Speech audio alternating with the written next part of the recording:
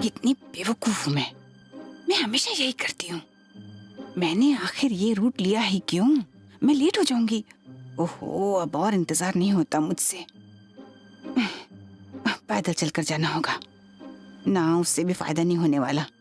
इंतजार तो करना ही पड़ेगा। पता नहीं इतने सारे लोग जा कहाँ रहे हैं, कितना ट्रैफिक है। ओहो, पता नहीं अब कितनी देर ऐसे ही बैठे रहना होगा। उफ, जरा शक्ल तो देखो अपनी, कितनी मुरझा गई हो। स्किन में कितनी झुर्रियां पड़ गई, कितनी थकी हुई लग रही हूँ यार मैं। मुझे कहीं घूमने चले जाना चाहिए, छुट्टियां मनानी चाहिए। ओह माय गॉड, इस नौजवान को भी अभी आना था। प्लीज मुझे इस हाल में मत देखना। ये मैं क्या कर रही हूँ? क्या हुआ अगर वो मुझे देख लेगा तो? मेरा उससे क्या मतलब है? मैं जो हूँ वो हूँ। मैं जानती हूँ मैं चाहकर भी इससे दूर नहीं। मैंने कितनी कोशिशें की, क्या क्या नहीं किया। मुझे लगता है मुझे शराब पीनी छोड़ देनी चाहिए। मैं धरती पर बोझ हूँ, अपने माता पिता के लिए कुछ नहीं करता और हमेशा खाने के बारे में सोचता हूँ। पता नहीं कितनी रातें यूं ही बिना सोए बीतेंगी मेरा क्या होगा। कितना उदासी भरा है आज का दिन। मेरा तो कुछ काम करने का मन ही नहीं कर रहा है। पता नहीं आज ऑफिस में क्या होगा। शायद सब कुछ ठीक हो, पता नहीं ठीक होगा या नहीं। चलो देखते हैं। कितनी खूबसूरत सुबह है ये, ऐसी हल्की धूप कितनी प्यारी लगती है। ओह गॉड, अगले वीकेंड हम दोनों एक साथ होंगे, कितना मजा आएगा। ये लोग इतनी भागदौड़ में आखिर इतने खुश कैसे रह सकते हैं यार? हेलो, हे स्कॉट, मैं अभी तुम्हारे बारे में ही सोच रही थी। हे, आपका ये गिर गया।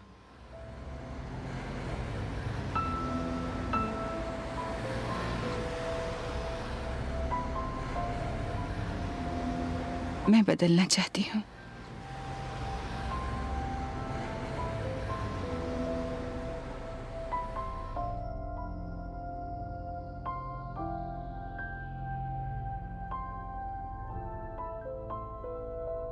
मैं चाहती हूँ अपनी पुरानी और नकारात्मक सोच को निकाल फेंकूं।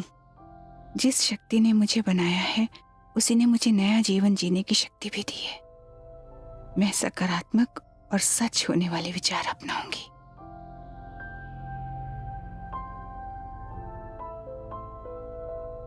मैं एक नई शुरुआत करूंगी, यहीं अभी, इसी वक्त से।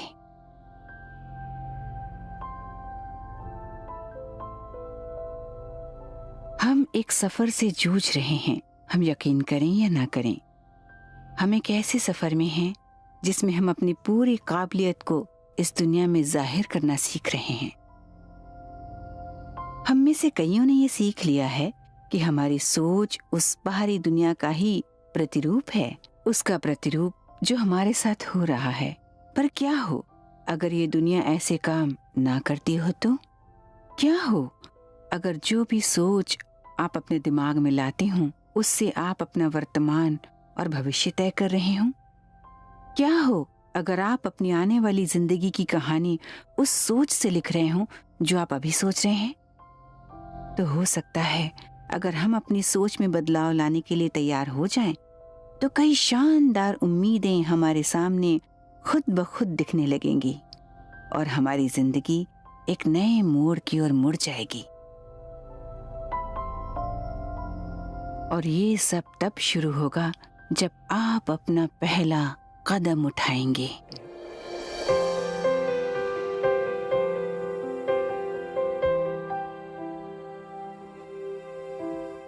हमारी हर सोच जो हम सोच रहे हैं, बोल रहे हैं, उससे हमारा आने वाला कल तय होता है।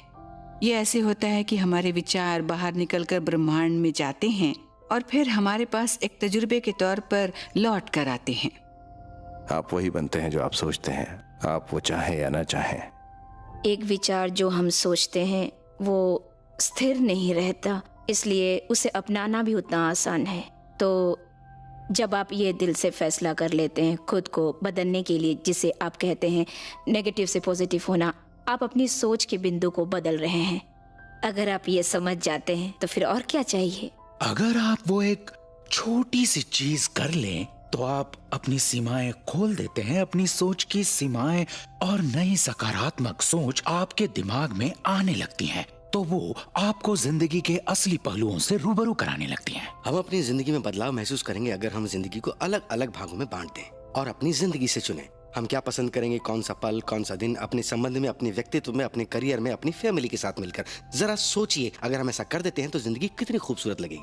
हम हर वक्त सेल फोन पर बिजी रहते हैं, हम किसी को मैसेज भेजते हैं, कंप्यूटर के सामने रहते हैं, इंटरनेट के जरिए जुड़े रहते हैं, हम टीवी देखते हैं, लेकिन हम हर वक्त अपने से बाहर ही क्यों देखते हैं? हम लोग जरा भी अपने अंदर की ताकत को नहीं भांपते, क्योंकि हम हमेशा बाहर से ही मदद की उम्मीद करते हैं, जबकि वो ताकत हमारे अंदर ही मौजूद है। ये सब निर्भर करता है कि आप उन्हें कैसे समझते हैं। ये शुरू होता है अलग सोचने से, और मुमकिन है कि आपको अपने सपने और अपनी चाहत पूरी करने के लिए सबका साथ मिले हर मोड़ पर, अपनी खुद की शक्ति के साथ। आपकी इच्छा अपने आप को ऐसा इंसान बनाने की होती है जो अपनी जिंदगी में जो चाहे वो पाले, जैसे संबंधों की कामना करे वो पाले, अपने आप को ऐसी स्थिति में पहुंचाना जहां कभी कोई कमी महसूस ना हो। तो आपको बस वो तरीका अपनाना है अपनी जिंदगी में उस चीज के महत्व को समझने की चाहत के साथ। मैंने सबसे पहले ये काम किया था, मतलब अपनी दुनिया को दूसरे तरीके से देखना। मिसाल के तौर पर लुइस एलेहे की बुक को लीजिए, उनकी किताब का शुरू से ही मुझ पर बहुत असर पड़ा था। जब मुझे सबसे पहले पता चला वाह, जो मैं सोच रही थी वो वाकई कहीं ना कहीं मेरी जिंदगी पर असर डाल रहा है। हम ये अब जानते हैं कि हम अपने दिमाग में अपनी सोच और अपने विचारों का एक अलग पैटर्न बना सकते हैं, जो हमारे दिमाग में पहले से मौजूद पैटर्न को बदल देता है और अलग तरह से चमकता है। तो अब वो सिर्फ फूला हुआ मुलायम गुलाबी रंग का नहीं है, अब उसमें बायोकेमिकल, न्यूरोकेमिकल, न्यूरोफार्मोकेमिकल का असर है, जो उतने ही असरदार हैं, बल्कि मैं कहूंगी उससे ज्यादा असरदार हैं, जो हमारे दिमाग में पहले से होता है। तो लुइस हे, भूतपूर्व मॉडल, भूतपूर्व थेरेपिस्ट, ने ऐसी चीज खोज निकाली अपने अनुभव से, जिसकी विज्ञान ने पुष्टि दशकों बाद की। यहाँ पर कोई भी ऐसा शख्स नहीं है जो अपनी जिंदगी को संवार नहीं सकता। मैं हमेशा ये करती रही हूँ, पर मैं हमेशा यही कोशिश करती रहती हूँ कि मैं कैसे अपनी समझने की शक्ति बढ़ा सकती हूँ, क्योंकि जितना मैं समझूंगी कि ये जिंदगी कैसे काम करती है, हमारी सोच कैसे काम करती है, मेरी जिंदगी उतनी ही बेहतर होगी। मैंने अभी अभी अपने 80वें दशक में कदम रखा है और मेरे साथ कोई ना कोई खूबसूरत वाकया होता ही रहता है, और मैंने ये फैसला किया है कि ये दशक, आने वाला ये दशक मेरी जिंदगी का सबसे खूबसूरत दशक होगा।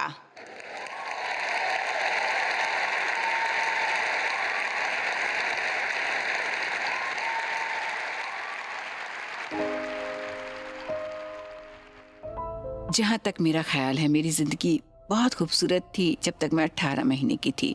फिर अचानक न जाने क्या हो गया, मेरे माँ बाप का तलाक हो गया और मुझे अनाथ आश्रम भेज दिया गया।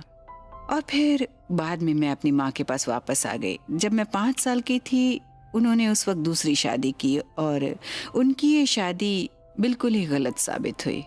उस वक्त ये बात महसूस नहीं हुई। फिर अगले 10 साल मेरी जिंदगी के बड़े ही कठिनाइयों भरे साल बीते, जिनमें शारीरिक उत्पीड़नाएं तो थी ही, साथ ही यौन उत्पीड़ना भी थी। मैं ऐसी फैमिली में पली बड़ी हुई जहां अक्सर यही बातें होती थी कि तुम किसी काम की नहीं हो, तुम बेकार हो, कोई तुमसे प्यार नहीं करता और ना ही कभी करेगा। और जब आपको भी यकीन होने लगता है तो आपकी जिंदगी में यही सब कुछ होने लगता है। मेरे साथ एक बार मेरे पड़ोसी ने बलात्कार किया, जो हमारे पड़ोस में 16 सालों से रह रहा था। एक और पड़ोसी था जो मेरे पीछे पड़ा रहता था। ये तब हुआ जब मैं बहुत छोटी थी। और फिर जब मैं थोड़ी बड़ी हुई तब मेरे सौतेले बाप ने मुझे मारना छोड़ दिया, क्योंकि वो मेरे साथ शारीरिक संबंध रखना चाहता था और वो कुछ ऐसा था जो मैं बर्दाश्त नहीं कर सकती थी। इसलिए मैंने घर छोड़ दिया 15 साल की उम्र में। मैं कुछ नहीं जानती थी कि समाज में कैसे रहा जाता है, नहीं जानती थी मैं, पर मैं घर से भाग चुकी थी।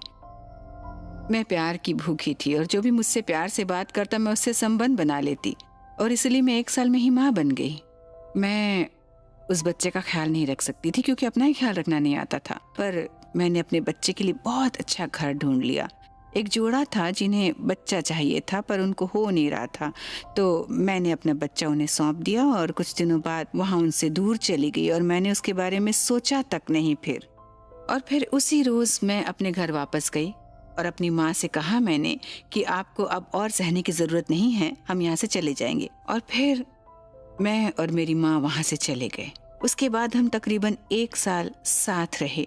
फिर मैंने अपने आप में सोचा कि अब ये ठीक हैं, इन्हें कोई दुख तकलीफ नहीं, खुश हैं। फिर मैं वहाँ से चली गई। फिर मैं वहाँ से शिकागो गई 3 हफ्तों के लिए, पर 5 साल बाद लौटी। और फिर मैं न्यूयॉर्क गई 3 हफ्तों के लिए, वहाँ 30 साल रही और अपनी ज़िंदगी के उतार चढ़ावों से जूझती, अपने हिसाब से बेहतर करती जितनी मुझ में समझ और अक्ल थी, जो दरअसल थी ही नहीं। मैं जनरल स्टोर में काम करने लगी रोजी रोटी कमाने के लिए। और जब मैं न्यूयॉर्क गई तो ज़िंदगी थोड़ी बदल सी गई। मैं एक मॉडल बन गई, एक शो मॉडल। मैं पढ़ी लिखी नहीं थी, इसलिए ये एक बेहतर व्यवसाय था मेरे लिए, क्योंकि मैं पढ़ी लिखी नहीं थी तो पढ़ाई लिखाई वाली नौकरी नहीं कर सकती थी। मैंने कई सालों तक मॉडलिंग की। फिर मैंने एक हाई क्लास इंग्लिशमैन से शादी की, जो काफ़ी अच्छा तजुर्बा रहा, और मैंने तब तक मॉडलिंग छोड़ दी थी। मैं तो कहूँगी हमारे साथ बिताए गए वो 18 साल वाकई अनमोल थे। मैंने ज़िंदगी के बारे में बहुत कुछ सीखा। वो एक तरह से मेरा समाज में रहने की ट्रेनिंग वाला पीरियड था, क्योंकि वो मुझे ज़रा भी नहीं आता था और पार्टीज़ करते करते मैं ये सब कुछ सीख गई थी। पर जब मेरा उससे तलाक हुआ, मुझे वैसा ही लगा जैसा कई औरतों को ऐसे मौके पर लगता है कि मैंने सब कुछ खो दिया, अब कुछ ठीक नहीं होगा, ज़िंदगी दोबारा वैसी ही हो गई। और इसके पूरे 5 साल बाद की बात है जब मुझे ये ग्रुप मिला जिसका नाम था चर्च ऑफ रिलीजियस साइंस, जहाँ मैंने सुना था अगर आप अपनी सोच बदल सकते हैं तो अपनी ज़िंदगी भी बदल सकते हैं। और वहीं से मेरी ज़िंदगी सही मायनों में बदलनी शुरू हो गई। हमारे यहाँ सभी प्रवक्ता हैं जो सभी आपसे एक ही बात कहेंगे, सचमुच, पर हम यहाँ उसे कुछ अलग तरीके से कहना चाहेंगे और हम चाहते हैं कि यहाँ हर कोई उसे अलग तरीके से ही सुने। जैसे मैंने कुछ कहा तो आप में से किसी को समझ आएगा और कोई कहेगा भाई ये क्या कह रही है, कोई अलग शख्स कुछ और कहेगा, 4-5 लोग कुछ और कहेंगे, 8-10 कुछ और कहेंगे, मगर अलग तरीके से समझेंगे। और आप लोग कहेंगे अरे भाई क्या बात है, क्या कमाल कहा इसने।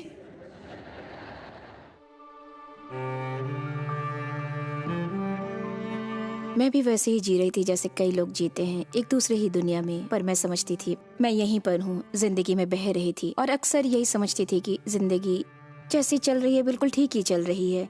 दरअसल मैं अपनी जिंदगी का शिकार खुद ही बन गई थी। वाकई में अपनी जिंदगी बहुत ठंडे तरीके से जी रही थी। दरअसल मेरी जिंदगी के कुछ मायने ही नहीं थे और ये मैं जानती थी कि कुछ कमी है। हमारा टैक्स का बिजनेस था। मैंने काफी कम उम्र से ही डैडी के साथ काम करना शुरू कर दिया था। तब मेरी उम्र 16 साल की रही होगी। उनका बिजनेस तब घर में था, फिर हम लोग बिल्डिंग में शिफ्ट हो गए और मैं 25 साल से कम साल की थी जब हमारा बिजनेस खाक हो गया।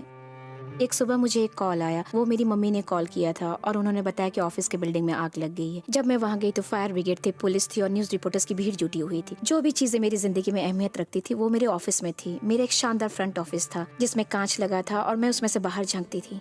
जब मैं 12 साल की थी तब मुझे बॉस्टन लाया गया क्योंकि मुझे तकलीफ थी। मेरी स्पाइनल कॉर्ड पूरी तरह से खराब थी और मुझे याद है मैं उन डॉक्टर्स को देखकर सोच रही थी कि मैं भी एक दिन डॉक्टर या साइंटिस्ट बनूंगी।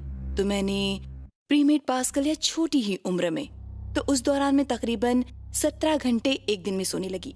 उन्होंने मुझे दवाई दी और दवाई के असर से मुझे सर दर्द रहने लगा। फिर उसके लिए और दवाई दी, इसलिए मुझे कुछ और करके अपना दिल बहलाना था। मैं वही बॉस्टन में एक बुक स्टोर में गई। मैंने शेल्फ में देखा और वहाँ एक किताब थी, you can heal your life, जो लुइस एल हे ने लिखी थी। और जानते हैं वो क्या कहते हैं, सकारात्मकता मेरे अंदर आने लगी। मैंने सोचा वाकई I can heal my life, जो सच्चाई थी। मैंने रिपीटेशन करना शुरू किया जैसे कि आप जिम में करते हैं, पर डंबल्स की जगह कुछ उठाती नहीं थी। मैं खुद से वैसे ही प्यार करने लगी जैसे कि मैं थी 10 बार। और 3 महीनों के बाद मेरी सोने की बीमारी खत्म हो गई और मैं मेडिकल स्कूल में फिर से जाने लगी, जो बेहद ही सुखद था। मुझे एक जमाने में खतरनाक माइग्रेन रहता था। महीने में 1 बार, कभी 2 बार मैं बॉस्टन के हॉस्पिटल में हफ्ता भर रहकर चेकअप करवाती रहती थी। 19 साल की उम्र में मैं अपना इंग्लिश पेपर लिख रही थी और ज्यादातर माइग्रेन के मरीजों की तरह मुझे ये जानना होता था कि क्या चीज है जो लोग मुझसे चाहते हैं। और मुझे कुछ पता नहीं चलता था। जब मैं लाइब्रेरी से बाहर आई, इस बात से बेखबर कि उस पेपर में मुझे ए कैसे मिलेगा, मैंने उस मौके पर सोचा मुझे खुद को कार के आगे धकेल देना चाहिए, ये ज्यादा आसान होगा। मैं 10 साल की उम्र तक अनाथाश्रम में था। मेरे घर के हालात कुछ इस तरह के थे कि मेरे पिता घर छोड़कर चले गए थे और मैं बड़े ही तनाव के हालात में पैदा हुआ था। मेरी माँ एक कैंडी शॉप में काम करती थी, जो बहुत मेहनत करने के बाद एक हफ्ते में सिर्फ $17 ही कमा पाती थी। मुझे याद है हमारे यहाँ एक लड़की आई थी, मार्था। उसे भी उसके घर वालों ने इसी वजह से छोड़ा था जिस वजह से मुझे। मैंने मार्था को देखा और मैं उसके पास जाकर उससे बातें करने लगा। वो रो रही थी, वो दुखी थी, उदास थी, और मैं उसे मनाने की कोशिश कर रहा था कि उसे दुखी होने की जरूरत नहीं है। मैं उससे कह रहा था कि ये तो कमाल की जगह है, यहाँ पर मम्मी पापा होते ही नहीं है, इसलिए आप कुछ भी कर सकती हैं, आजादी से रह सकती हैं, खूब मस्ती कर सकती हैं, आप जो चाहे कर सकती हैं। आपको बस अपने सोचने का नजरिया बदलना है। ये आपको आपके बुरे हालातों से, कम सुखी पलों से, दुखी जिंदगी में जैसे चमत्कारी बदलाव लाता है। आप जो चाहे कर सकते हैं। उस वक्त जब वो बिल्डिंग जल रही थी तो मैं ये नहीं सोच रही थी कि मेरे टेबल पर कौन कौन से काम का ढेर लगा हुआ था। मैं तो इसलिए खुश थी कि मेरे डैडी मेरे साथ थे। मैंने तो ऊपर वाले का शुक्रिया अदा किया कि उस वक्त बिल्डिंग में कोई नहीं था। मैं साथ ही साथ अपने ऑफिस के कुछ सामान को लेकर भी दुखी थी जो मैं खो चुकी थी। मैं अपनी जिंदगी में कुछ लोगों से ज्यादा अपनी कैलकुलेटिंग मशीन से जुड़ी हुई थी, क्योंकि दिन भर मैं उसी में काम करती थी। सबसे खास बात, जहाँ पर आपकी आत्मा वाकई आपसे जुड़ जाती है और महसूस कराती है। मुझे याद है जब मैं उस आग को देख रही थी जो सब कुछ तहस नहस कर रही थी, दिल के कोने से एक आवाज आती है, ये जो हो रहा है, जो किसी वजह से हो रहा है। हो सकता है तुम्हें उस वक्त ये थोड़ा अजीब लगे, खतरनाक लगे, पर इससे वाकई एक अजीब सी चीज निकलेगी जिसे हम देखते रह जाएंगे। तो मैंने अपनी सभी भावनाएं, अपनी पॉजिटिव थिंकिंग उठाकर फेंक दी, क्योंकि अब देखा जाए तो सही मायनों में सामान्य महसूस होने लगा था। कुछ साल तो ऐसा ही चला, पर अचानक सब कुछ बदल गया। पता नहीं क्यों उस वक्त मैं अपनी पीएचडी कर रही थी, फिर मैं डिस्क वगैरह जाने लगी और इंटेलेक्चुअल चीजों में मेरा मन नहीं लगता था, और एक न्यूरोसर्जन को ऐसा नहीं होना चाहिए था। इसलिए मैंने चुनी साइकेट्री, क्योंकि मुझे वही करनी थी और वो हो गया। पर एक बात ध्यान देने वाली है, ये सब होने के बाद मुझ में आध्यात्मिकता पनपने लगी। तो मैं अपने रूम वापस गई और मैंने अपने मॉम डैड को फोन किया। मैंने कहा मुझे यहाँ ठीक नहीं लग रहा, कुछ नहीं हो रहा। तो मेरे डैड ने कहा तो छोड़ दो, तुम घर वापस आ जाओ। और मैंने अपना दिमाग बदल दिया, और उस मौके पर मेरी सोच ही मेरे काम आई। अब तक शायद सिर्फ 3-4 हुए होंगे मेरी पूरी जिंदगी में, क्योंकि मैंने इस दिमाग का पैटर्न बदल दिया था। मैं ये सोचती थी कि मुझे ये करना है, तो मैं अपनी पूरी जिंदगी में यही कोशिश करती रही कि कैसे चीजें सही हों, और सही इस आधार पर कि समाज में, और अगर मेरे केस में मेडिकल की दृष्टि में ये सही है। पर ये एक प्रॉब्लम थी, क्योंकि जो भी चीजें हमें मेडिकल फील्ड में सिखाई थी, जिस वजह से बीमारी होती है, वो सच नहीं है। मैंने अपना माइग्रेन हेडेक ठीक किया, जो वाकई नामुमकिन था बिना दवाइयों के। पर सबसे जरूरी चीज थी मेरी सोच।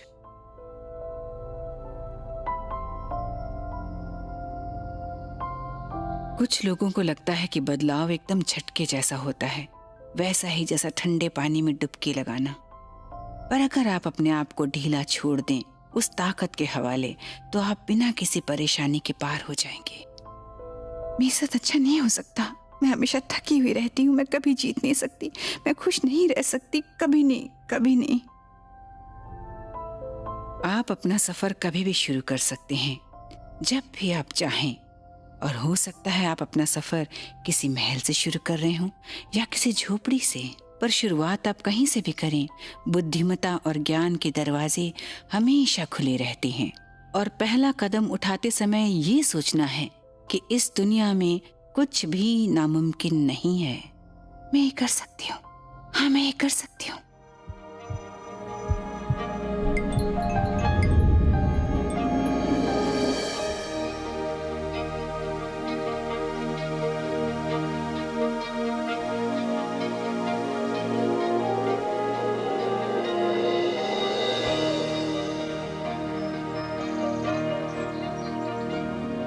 जब आपके साथ ऐसा होता है तो आप महसूस करेंगे कि आपका अपनी जिंदगी पर पहले से ज्यादा काबू है, जो आपको मुश्किल लगता है, और अपने तजुर्बों पर भी काबू पाने की शक्ति मिल जाती है।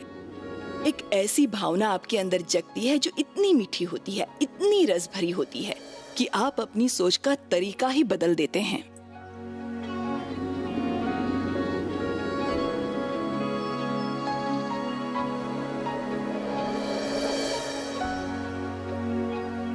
जिंदगी ऐसी चीज है जो चुटकी बजाते ही बदल सकती है। हर चीज जो आपके साथ है अचानक वहां से गायब हो सकती है, और जब आपकी जिंदगी में ऐसे मौके आए तो अचानक उस पल आपको महसूस होता है कि क्या चीजें हैं जो जिंदगी में आपके लिए मायने रखते हैं। ये बहुत अच्छी बात है। जो चीज हमें सबसे ज्यादा परेशान करती है हम उसके सामने खड़े हो जाते हैं, क्योंकि ये एक ऐसा मौका है जहां हम उस परेशानी का सामना करते हैं और उसे हमेशा के लिए दूर कर सकते हैं। इसी तरह आप अपनी हर मुश्किलों को आसान कर सकते हैं। इसी तरह आप जिंदगी को उस बहाव में ले जा सकते हैं जैसा आप चाहते हैं। ओके, मैं कर सकती हूँ, मैं ये कर सकती हूँ, मैं बदल सकती हूँ, मैं अपनी जिंदगी बेहतर बना सकती हूँ। मैं डर रही हूँ पर मैं बदलना चाहती हूँ। वाकई मैंने फैसला कर लिया है, मैं कोशिश करूंगी, करती रहूंगी ना। मैं अपनी सोच सकारात्मक रखूंगी, नकारात्मक नहीं। मैं खुश हूं, मैं बहुत खुश हूं। मैं ओह ओह, ये इतना आसान नहीं होगा। ब्रह्मांड आपके शब्दों का जवाब नहीं देता, पर आपके शब्द आप जो महसूस करते हैं वो बताते हैं, और आप जो महसूस करते हैं वो उसका नतीजा है जो तरंगे आपसे निकलती हैं, और तरंगे जो आपसे निकलती है वो आपके खिंचाव बिंदु के समान है। तो उस बात पर ध्यान देना जो आप कह रहे हैं, ये समझने के लिए काफी मददगार साबित होगा कि आपका खिंचाव बिंदु आखिर है क्या। ये ऑस्ट्रेलिया के दौरे की बात है, और ये मेरे ख्याल से पहली बातचीत होगी जो हमारे बीच हुई, और वो बहुत जल्दी में था। कोई इतनी जल्दी नहीं करता जितनी वो हो। हर चीज सही जगह, सही वक्त पर, सब कुछ सही होना चाहिए, ऐसा इंसान था वो। मैंने कहा उससे, चलो लुइस ऐसा करते हैं, 2 चिड़ियों को मारते हैं। उसने मेरी तरफ चौंक कर देखा और कहा, तुम चिड़ियों को मारना क्यों चाहते हो? वो बात मेरे दिल को लग गई, और हर कोई इस बात को गंभीरता से लेने लगा। उस पल से ही मैं थोड़ा ध्यान देने लगा कि मैं क्या बोल रहा हूँ। मैंने ऐसा कहना छोड़ दिया कि मैं ऐसा नहीं कर सकता, या उस इंसान को मैं बर्दाश्त नहीं कर सकता, या फिर मैं मजबूर हूँ। अगर आप इस सच को वाकई अपना लें कि जब भी आप कुछ सोच रहे हैं, हर बार जब आप कुछ बोलते हैं, आप सचमुच में अपने भविष्य का चित्र बना रहे होते हैं। आप उसे कुछ भी कहें पर आप वो बना रहे हैं। आप अपनी खुद की जिंदगी बना रहे हैं। पॉजिटिव सोच रखने का सबसे बड़ा इनाम जो मुझे मिला है इतने सालों में, इसकी वजह से मैंने वो चीज़ें ज़िंदगी में महसूस की है जो मैंने पहले नहीं की थी। ऐसी स्थिति में जीना सीखा जहाँ मुझे यकीन होता है कि वो चीज़ें मुझे मिलेगी जिनकी मुझे ज़रूरत है। एक ऐसी स्थिति में जीना जहाँ मुझे ये एहसास हुआ कि प्यार से बढ़कर कुछ नहीं। और इतने सालों से पॉजिटिव सोच रखने की वजह से मुझे ये पता चल पाया है कि अब मैं ज़िंदगी को एक एनर्जेटिक फोर्स के तौर पर ले पा रही हूँ। मैं उस एनर्जेटिक स्टेट में जीती हूँ जो पॉजिटिव सोच की वजह से बने, ना कि इस दुनिया की वजह से। शुरुआत करने के लिए सबसे पहले एक काम करना है, और वो है सकारात्मक सोचना। वो आपकी जिंदगी को एक सही दिशा देता है, और वो आप जानबूझकर करते हैं। वो आप सुबह कर सकते हैं, शाम को कर सकते हैं, रात में कर सकते हैं, और जैसे ही आपने करना शुरू किया चीजें बदलनी शुरू हो जाएंगी। हो सकता है बहुत छोटे स्तर से बदलें, जैसे कि कह सकते हैं कि पार्किंग प्लेस के लिए ग्रीन सिग्नल दिखना। सकारात्मक सोच आपको ऐसे आयाम में ले जाते हैं जहां आप अपनी चोट को भरने का मरहम खुद जानते हैं। आप अपने गुरु को पहचानते हैं, वो आपको चाहिए, आपको किस आधार पर चलना है जो आपके लिए सही है। सकारात्मक सोचने में या तो आप पहले लिख सकते हैं कहीं भी, दीवार पर या शीशे पर, या फिर कहना शुरू कीजिए, मेरा शरीर अब मजबूत स्थिति में है जैसा वो पहले हुआ करता था। मैं स्वस्थ, मैं हूँ निडर, रहता चारों पहर, खेल में मेरा कहर, जिंदगी में है बीवी का साथ, पैसा भी नहीं छोड़ता है साथ। मेरी इनकम तो अब वाकई में बढ़ती जा रही है। मैं अनंत हूँ, मैं अमर हूँ, मैं असीम हूँ। मैं अनंत हूँ, मैं अमर हूँ, मैं असीम हूँ। मैं वो करती हूँ जो चाहती हूँ, मैं उन लोगों के साथ काम करती हूँ जिन्हें पसंद करती हूँ, और मैं अच्छे खासे पैसे बना रही हूँ। ऐसा कोई जरूरी नहीं कि आपको किसी खास काम को अंजाम देना है, पर ऐसा करने से आपकी जिंदगी में अच्छी चीजें होने लगेंगी। मैं जिंदगी जिंदा दिली से जीतती हूँ। मैं खुद से प्यार करती हूँ। मैं अब ठीक हूँ। मेरा यकीन मानिए, मैं तकरीबन 300 से 400 बार रोज खुद को कैंसर के डर से उबारने के लिए बात कहती हूँ। और मेरा मानना है कि सिर्फ कहने से कुछ नहीं होगा, आपको अपनी बात पर यकीन भी होना चाहिए। पॉजिटिव सोच आपका एक शुरुआती बिंदु है जहाँ पर आप तय करते हैं ठीक है ये मेरा सपना है। उच्च सोच को ताकतवर जो चीज बनाती है वो हमारी भावना जो उससे जुड़ी हुई है। इसमें खास बात यह है कि आप अपना सफर शुरू करते हैं और कहते हैं कि यहाँ से शुरू करती हूँ। पहला कदम ये मेरा पॉजिटिव सोच होगा, दूसरा कदम ये होगा कि मैं कैसे अपनी भावनाओं को उस सोच के अनुसार ढाल सकती हूँ। और ऐसा अक्सर तब होता है जब हम काम भी अपनी पॉजिटिव सोच के मुताबिक करें और उस स्थिति तक पहुँचे। और जब आप उस स्थिति तक पहुंचते हैं उस वक्त आप अपने सारे पॉजिटिव ताकत को उसमें लगा देते हैं और अपनी जिंदगी को उसके साथ जोड़ देते हैं। सब कुछ साफ नजर आता है। ये बात आपके अंदर घर कर जानी चाहिए, ना सिर्फ आपके दिमाग पर बल्कि आपकी आत्मा पर भी, और आपको उस पर यकीन करना होगा। और जब इसे पहली बार करते हैं तो आपको लगता है जैसे ये ढोंग है, थोड़ा बनावटी लगता है, पर कुछ समय बाद आप कहते हैं कि हाँ ये तो चाहिए, ये सही है। हाँ, मैं तो लोगों से कहती हूँ कि आप आईने के सामने खड़े हो जाइए और उसके बाद अपनी आंखों में देखिए। अपनी आंखों में देखने से खूबसूरत एहसास कोई नहीं है। और खुद को अपनाना और ये देखना कि कैसे आप अपने आप को नकार सकते हैं जब आप अपने बारे में कुछ अच्छा भी बोल सकते हैं। तो मैं ऑफिस जा रही थी जब मैंने पहली बार लुइस की बात महसूस की। वो कहती है नहीं, आपको 20,000 बार एक दिन में कहना पड़े, और जब भी मन में आपके नकारात्मक विचार आए तो उस विचार को अपने सकारात्मक सोच से बदल लें। जब मैंने ये किया तो मुझे महसूस हुआ मैंने ये बात पहले क्यों नहीं सोची।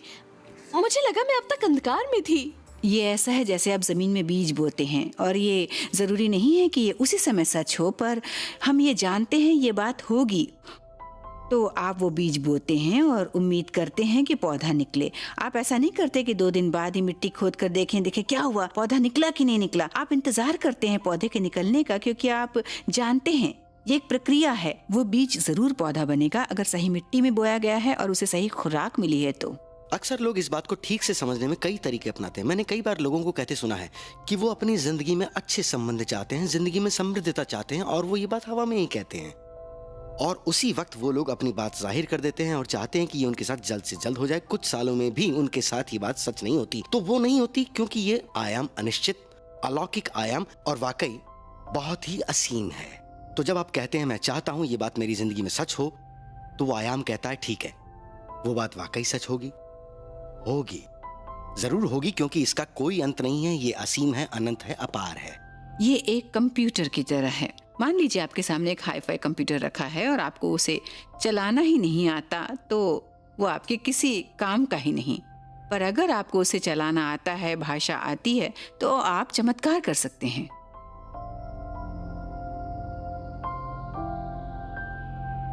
जब मैंने नौकरी छोड़ी तब ये बात तकरीबन शुरुआती 90 दशक की होगी। तब मैं नॉर्दर्न मैक्सिको के हाई डेजर्ट में था। मैं वहीं रहता था। दुनिया की खूबसूरत जगहों में से एक है। उसी दौरान वहाँ साउथ वेस्ट अमेरिका के रेगिस्तान में इतिहास का सबसे खतरनाक सूखा पड़ा था। तभी मेरे एक दोस्त ने मुझे फ़ोन किया। उसने कहा, ग्रेग क्या तुम मेरे साथ चलना चाहोगे? एक ऐसी जगह मुझे काफ़ी पसंद आया जो उसने कहा, एक ऐसी जगह जहाँ दोनों दुनिया का मेल होता है, वो भी बारिश को लाने के लिए। और उसे मुझे दोबारा पूछने की जरूरत नहीं पड़ी। मैंने कहा क्यों नहीं, और हम तयशुदा जगह पर मिले। हमारे सामने था 35,000 एकड़ का बड़ा भारी फैला हुआ रेगिस्तान, जिसे पार करके हम पहुंचे एक पत्थर से बने गोले के पास, जो वहां बहुत पहले से था। वो भी नहीं जानता था कि कब से। वो पत्थर उससे पहले किसने वहां रखे थे, और जो मैंने देखा उसके लिए मैं तैयार नहीं था कि मेरे दोस्त डेविड ने वहां जाकर अपने जूते निकाल दिए। उसने नंगे पैरों से उस गोले में कदम रखा। उसने अपनी आंखें बंद की, और सबसे पहली चीज जो उसने की वो ये था कि अपने पूर्वजों को याद किया। उसने जोर से कहा, ऐ मेरे सभी पूर्वजों, पितरों, मुझे आपका साथ चाहिए। फिर 20 सेकंड बाद उसने मेरी तरफ देखा और कहा, मुझे भूख लगी है, मुझे अब कुछ खाने के लिए चाहिए। मैंने कहा हाँ ठीक है, पर मैंने कहा तुम तो यहाँ बारिश मांगने आए थे। फिर उसने जवाब दिया और कहा, नहीं, अगर मैं बारिश के लिए प्रार्थना करता तो बारिश कभी नहीं होती, क्योंकि जब हम कुछ पाने के लिए प्रार्थना करते हैं तब हमें सिद्ध कर देते हैं कि वो चीज वहां नहीं है, और ना चाहते हुए भी हम उस स्थिति को मजबूत बना देते हैं जिसे हम बदलना चाहते हैं। मैंने कहा, अगर उन 20 सेकंड्स में तुम बारिश के लिए प्रार्थना नहीं कर रहे थे तो क्या कर रहे थे? तो उसने कहा जब मैंने अपनी आंखें बंद की तो मैं महसूस कर रहा था कि मैं नंगे पैर कीचड़ में खड़ा हूं अपने गांव में। वहां कीचड़ हो रहा है क्योंकि वहां बहुत बरसात हुई है। और उसने ये भी कहा कि मैं खुशबू ले रहा था भीनी मिट्टी की, वो खुशबू जो हमारे गांव में तेज बरसात होने से हवा में फैली है। और मैंने वह महसूस किया कि मुझे कैसा महसूस होगा जब मैं इतने बड़े बड़े मक्के के खेतों से दौड़ूंगा, उन बड़े बड़े मक्के के खेतों से जो बारिश की वजह से हरे भरे हैं। मैंने अपनी खुशी जाहिर की और धन्यवाद कहा उस बारिश को जो हो चुकी थी। जब आप अपनी पॉजिटिव सोच को बोलते हैं, पहली बार ऐसा करने से हो सकता है आप उससे जुड़ ना पाए, पर वक्त के साथ जब आप ऐसा करते हैं तो आप उसे अपनाने लगते हैं। और बेशक ऐसे कई लोग हैं जो अपनी सोच को बोलते हैं पर उसे वापस नहीं लौटा पाते हैं जैसा वो बोलते हैं, क्योंकि वो शब्दों को ही अपनी आत्मा की आवाज़ समझ बैठते हैं। पर ब्रह्मांड आपके शब्दों का जवाब नहीं देता, वो आपके तरंगों का उत्तर देता है। और जहां तक मैं समझ पाई हूं, आपकी भावनाएं ही आपकी तरंगों को तय करती है। सकारात्मक सोच और फैल जाती है जब आप इन्हें अपने सपनों के दौरान करें, क्योंकि उस वक्त मेरा मानना है आपका अहम सो रहा होता है, तर्क संगत दिमाग आराम कर रहा होता है। इसीलिए उस वक्त आपके पास एक खास मौका होता है अपने भविष्य को तय करने का, अपने दिमाग को प्रोग्राम करने का। इन सकारात्मक सोच से हमारे सपने हमारा द्वंद्व दूर करते हैं, हमारी चेतना और अचेतना के बीच, और वो हमारे मूड को भी नियंत्रित करते हैं। पर जरा सोचिए, जब हम सोने जाएं इस विश्वास के साथ कि सब हमेशा ठीक रहेंगे, हम सुरक्षित हैं और हर चीज सही वक्त पर होगी जब उसे वाकई होना चाहिए। और मुझे लगता है आप लोग भी सोचें तो आपके लिए मददगार साबित होगा। ये सोचिए कि जिस दशक में आप अभी इस वक्त हैं वो आपकी जिंदगी का सबसे बेहतरीन दशक होने वाला है। अगर मैं ये कर सकती हूँ तो आप भी कर सकते हैं। मैंने हाई स्कूल में पढ़ाई छोड़ दी थी, फिर मैंने कभी कुछ नहीं पढ़ा। अचानक मैं इस आइडिया से इतनी प्रभावित हुई कि अगर मैं अपनी सोच बदल सकती हूँ तो अपनी जिंदगी भी बदल सकती हूँ। इसलिए मैंने पढ़ाई शुरू कर दी। फिर मैं खुद को रोक नहीं पाई। मैंने बहुत सी क्लासेस ली, बहुत सी किताबें पढ़ी सभी प्रकार की, ताकि मैं इसे समझ पाऊँ ये काम कैसे करता है। और फिर 3 साल बाद मैं चर्च में जिसे कहते हैं लाइसेंस प्रैक्टिशनर, वो बनने के योग्य हो गई, जिससे मुझे ये मौका मिला कि मैं लोगों से आमने सामने बातचीत कर सकूं। और यही वो वक्त था जब ये बदलाव वाकई शुरू होने लगा था, क्योंकि तब मैंने दूसरों को सिखाना शुरू कर दिया था कि ये कैसे काम करता है और कैसे वो अपनी सोच बदलकर अपनी जिंदगी बदल सकते हैं। लोग मेरे साथ काम करके अच्छे परिणाम पा रहे थे। फिर मैंने क्लासेस लेनी शुरू कर दी और उसका परिणाम तो और भी बेहतर निकला। फिर मैंने तकरीबन 350 लोगों को लेकर वीकेंड वर्कशॉप शुरू की। एक खास बात जो मैं लोगों में परखने लगी थी कि वो क्या कहते हैं, कैसे कहते हैं और उनके शरीर में क्या गलत बात है। फिर मैंने सब चीज़ों को इकट्ठा किया और अपने दिमाग को पूरी तरह से तैयार किया वो सुनने के लिए जो लोगों ने कहा था। मैंने उन सब की एक सूची बनाई अपने तरीके से और लोगों की राय से। उसे मैंने अल्फाबेटिकल ऑर्डर से लिखा था ताकि लोग अपनी मुसीबत बताएं तो मैं उसके बारे में बता सकूं। मैंने ये क्लास में अपनी एक फ्रेंड को दिखाया तो वो बोली, ओह ये तो बहुत अच्छी बातें हैं, क्यों ना तुम इससे एक किताब तैयार करो। मैंने कहा, ओह वाकई एक किताब। तो मेरी पहली किताब आई थी 1976 में, जिसका नाम था हील योर बॉडी। वो थी शरीर में होने वाली तकलीफों की दिमागी वजह, उसके बारे में, और उन्हें कैसे सही किया जा सकता है उसके बारे में। मुझे पूरा यकीन था कि बड़े बड़े पब्लिशर्स मेरी किताब को छापने में जरा भी दिलचस्पी नहीं दिखाने वाले, और अगर दिखाएंगे भी तो वो जरूर उसमें कुछ चेंज लाना चाहेंगे, क्योंकि मेरा आइडिया उस दौर के लिए बहुत ही स्वच्छंद था कि आपकी सोच आपकी जिंदगी बदल सकती है। और मैं ये बात उसी तरह लोगों से कहना चाहती थी जैसा मैं कह रही हूँ, एक शब्द भी इधर उधर नहीं, क्योंकि मुझे पता था मैं क्या कर रही थी। इसलिए मैंने वो किताब खुद प्रिंट की। मैंने चर्च के प्रिंटर से ये प्रिंट करवाई क्योंकि मुझे पता नहीं था और कहाँ जाना चाहिए, और ये किताब 12 पन्नों को जोड़कर बनी थी। और मुझे याद है जब मैं इसे पहली बार अपने टीचर के पास ले गई, दिखाया उन्हें, तो उन्होंने कहा, ओ लुइस ये तो बहुत अच्छी किताब तुमने छापी है, अच्छा काम किया। कितनी कॉपीज छापी? 200? मैंने जवाब दिया, नहीं, 5,000।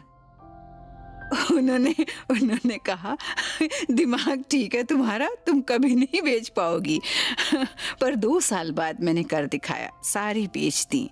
मैंने कई कॉपीज अपने इलाके के चर्चेज में बांटी जहां मैं जाया करती थी, और मैंने ऑर्डर फॉर्म भी भेजे साथ, और कईयों ने वो ऑर्डर्स भी दिए। तो इस तरह ये थी मेरी पहली किताब। जब मैंने वो किताब देखी तो मुझे नहीं लगा वो मुझ पर काम करेगी, पर जब मैं घर आई और फैसला किया कि उसे अपनाऊंगी, उस वक्त मेरा फाइब्रोमायोल्जिया का इलाज चल रहा था। मैं हमेशा थकी रहती थी।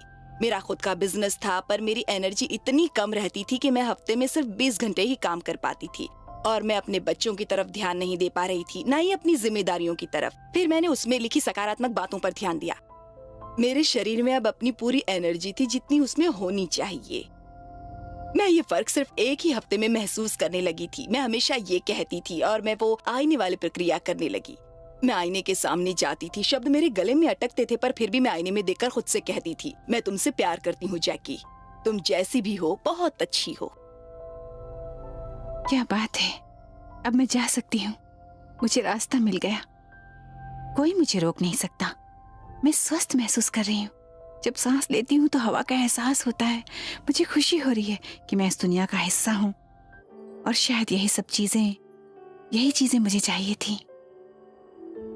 मैं ठोकरों से नहीं डरूंगी। मैं जानती हूँ मैं सही रास्ते पर जो हूँ। जब भी हम पर निराशा छाती है तो उसमें हास्य हमेशा होता है। हास्य हमें ऊपर वाले के नजदीक ले जाता है। वो हर स्थिति को खुशनुमा बना देता है, लेकिन उस स्थिति में पहुंचने से पहले वो वक्त आप ऐसे महसूस करते हैं जैसे कोई दर्दनाक खुशी या खुशनुमा दर्द, जहां आप शायद टूट जाएं और फूट फूट कर रोने लगे। जब कोई मुसीबत में होता है तो मैं उनके बारे में सोचती हूँ, ठीक वैसे जैसे कोई फिल्म देखकर निकल रहा हो, जैसे कोई डरावनी फिल्म। उनके आंसू असली हैं, उनका डर असली है, पर जो उन्होंने देखा, जो वजह है उनके रोने की, वो असली नहीं है। तो मैं क्या करती हूँ, मैं उन्हें कुछ सुझाव देती हूँ उस स्थिति को समझने के लिए जो उन्हें वाकई मदद करते हैं। आप अपनी जिंदगी में कई प्रकार की चुनौतियां झेलते हैं, सब झेलते हैं, इसमें कोई बड़ी बात नहीं है, पर आप उन चुनौतियों को कैसे संभालते हैं वो मायने रखता है। अब मुझे पता चल गया है कि जो कुछ भी मेरे साथ गलत हुआ है वो दरअसल मेरे लिए सही था, और अगर अब मैं चाहती हूँ कि मेरे साथ अच्छा हो तो मैं बस इंतजार करती हूँ कि वक्त जो भी तय करेगा अच्छा करेगा। वो तरीका जिससे आप अपने आप में बदलाव लाते हैं, यानी डर को उत्सुकता में बदलना। हाँ, अपने डर को उत्सुकता में बदलने की कोशिश कीजिए। कई लोग ऐसा करते हैं कि वो अपने आप को जाहिर करते हैं, अपनी क्रिएटिविटी को दिखाना शुरू कर देते हैं। वो बहुत ही संवेदनशील चीजें होती है, क्योंकि जो चीजें हम करना चाहते हैं वो तमाम उम्र वैसी ही चीजें होती है, और वो सभी हमारी खुद की आत्मा के लिए बहुत मायने रखती है, इसलिए ये संवेदनशील होती है। और अक्सर ऐसा होता है कि हम उन लोगों पर भड़क जाते हैं जो उसे तोड़ना चाहते हैं, जो आपको ये बताते हैं कि ये बातें सच नहीं होगी, ये पॉजिटिव सोच से कुछ नहीं होगा, ये पागलपन है।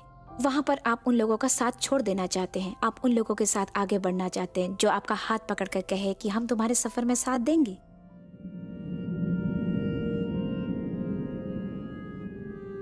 बदलाव का पहला कदम है जागरूकता। जब आप सफर में चुनौतियों का सामना करते हैं तो पीछे मुड़ना काफी आसान होता है, और किसी को उसका दोष देना और भी आसान। पर बदलाव के लिए कोई भी बाहरी चुनौती को आपके बदलाव में आपके अंदर की बाधा का प्रतिबिंब देखना होता है। मैं जानती हूँ जब लोगों को पता चलेगा तो वो सोचेंगे मैं पागल हो गई हूँ। मुझे पता है, पर मैं उनकी तरफ ध्यान नहीं दूंगी। मैं मस्त रहूंगी जैसा हमेशा से मैं करती आई हूँ। 15वीं और 16वीं शताब्दी से पहले सभी जहाज सिर्फ लकड़ियों से ही बनाए जाते थे। इसलिए नहीं क्योंकि तब लोहा मौजूद नहीं था या स्टील नहीं होता था, बल्कि इसलिए क्योंकि ये धारणा थी कि लकड़ी तैरती है, तो इसलिए हमें जहाज भी उसी चीज से बनाने होंगे जो तैरती है। फिर किसी को पता चला और उसने सबको बताया कि ये मायने नहीं रखता कि जहाज किससे बना है, वो तैरता इस वजह से है कि वो पानी कितना दूर हटाता है पानी में उतरने के बाद। और इसी बारे में मैं हमेशा सोचता हूँ, क्योंकि जो आप चाहते हैं और उसके बारे में जो आप मानते हैं वो आपने ही बनाया है उन चीजों के लिए जो आप चाहते हैं। लॉ ऑफ फ्लोटेशन कभी सामने नहीं आता अगर लोग डूबने की धारणा पर चलते। मैं अलग हूँ, मैं उन लोगों की तरह नहीं जो सपनों में यकीन रखें, करिश्मे का इंतजार करें, जो तीसरी शक्ति को मानते हैं। ये क्या है? ये सच नहीं है। ये तो किसी कलाकार की सोच लगती है। हम अपना जीवन उसी आधार पर जीते हैं जो हम मानते हैं। हमारे बारे में, हमारी दुनिया के बारे में, हमारी क्षमता या सीमा के बारे में। ये मान्यताएं आती कहां से हैं? ज्यादातर तो दूसरे लोगों से, जो हमें बताते हैं। इतिहास, विज्ञान, धर्म, परिवार, सभ्यता। पर अगर वो गलत हो तो? हमेशा लोग मुझे बताते रहे कि क्या करना है, पर क्यों? मेरी माँ की बात करूं तो है, एक बार मैं सोच सकती हूँ, मतलब एक बच्चा किस की बातें सुनकर बड़ा हो, उसे भी अपना रास्ता चुनने का हक है। और मेरे पापा कोई वेन डायर नहीं थे, ये तो मैं दावे से कह सकती हूँ। जो भी शिकायत आप हमेशा हर वक्त करते रहते हैं, मतलब आपके अंदर एक अनजान आकांक्षा है। और अब मैं इतनी बड़ी हो गई हूँ कि अपनी जिंदगी बदल नहीं सकती। उम्र ढल गई है, अब कोई फायदा नहीं। सकारात्मक होना कई सालों पहले क्यों नहीं शुरू किया मैंने? मेरे ख्याल से ये तब शुरू होता है जब आप ये महसूस करते हैं कि आप खुद से प्यार नहीं करते। कई लोग ऐसा समझते हैं, कईयों को लगता है ये ठीक नहीं है, उन्होंने कुछ ठीक नहीं किया, ना ही कर पाएंगे, वो कभी किसी कसौटी पर खरे नहीं उतरेंगे, कोई उन्हें प्यार नहीं करेगा। दरअसल जब हम ऐसे माहौल से आते हैं तो ये बहुत मुश्किल हो जाता है खुद के लिए कुछ अच्छा सोच पाना। चीजें पहले इतनी खराब नहीं लगी थी, पर अब तो मैं ठीक हूँ। पर ये क्या हो रहा है मेरे साथ? मैं रास्ता भी देख रही हूँ, सब कुछ समझ में भी आ रहा है, पर एक उलझन सी क्यों हो रही है मुझे? कम से कम मैं यहाँ चीजें खुद जान सकती हूँ। मैं बॉस नहीं हूँ, पर मुझे पता है चीजें कैसे संभालनी है, और आने वाले भविष्य में जो चीजें काम करेंगी मैं कोशिश करूंगी कि उसे वैसे ही रहने दूं, उन्हें बदलूं ना, क्योंकि अगर मैं नाकामयाब हो गई तो मुझे वापस चले जाना चाहिए। इन सब के लिए मेरे पास वक्त नहीं है, और भी कई काम है करने के लिए। चलो ठीक है, बाद में आऊंगी। मेरे पास जॉब है, काम है, मुझे जाना चाहिए। कई बार ऐसा होता है, हमें पता ही नहीं होता कि अगला कदम क्या होगा, हमें कौन सा कदम उठाना चाहिए, क्योंकि पॉजिटिव सोच के साथ आपका काम वो चमत्कार कर सकते हैं ना। और कई बार ऐसा होता है कि क्या करना है, कैसे करना है, कब करना है, हम इसे एक दूसरा नाम देते हैं। हम सोचते हैं हम डर गए हैं या किसी मुसीबत में फंस गए, अब यहीं पे हम अटकते हैं। लोग मुझे वाकई पागल समझेंगे, वो सोचेंगे पता नहीं मुझे कोई दिमागी बीमारी तो नहीं हो गई है, हंसेंगे मुझ पर। मुझे घर जाना चाहिए, ज्यादा देर रहना ठीक नहीं है यहाँ। नहीं, मुझे जाना चाहिए, यहाँ ज्यादा देर रहना ठीक नहीं है। पर मैं हूँ कहाँ?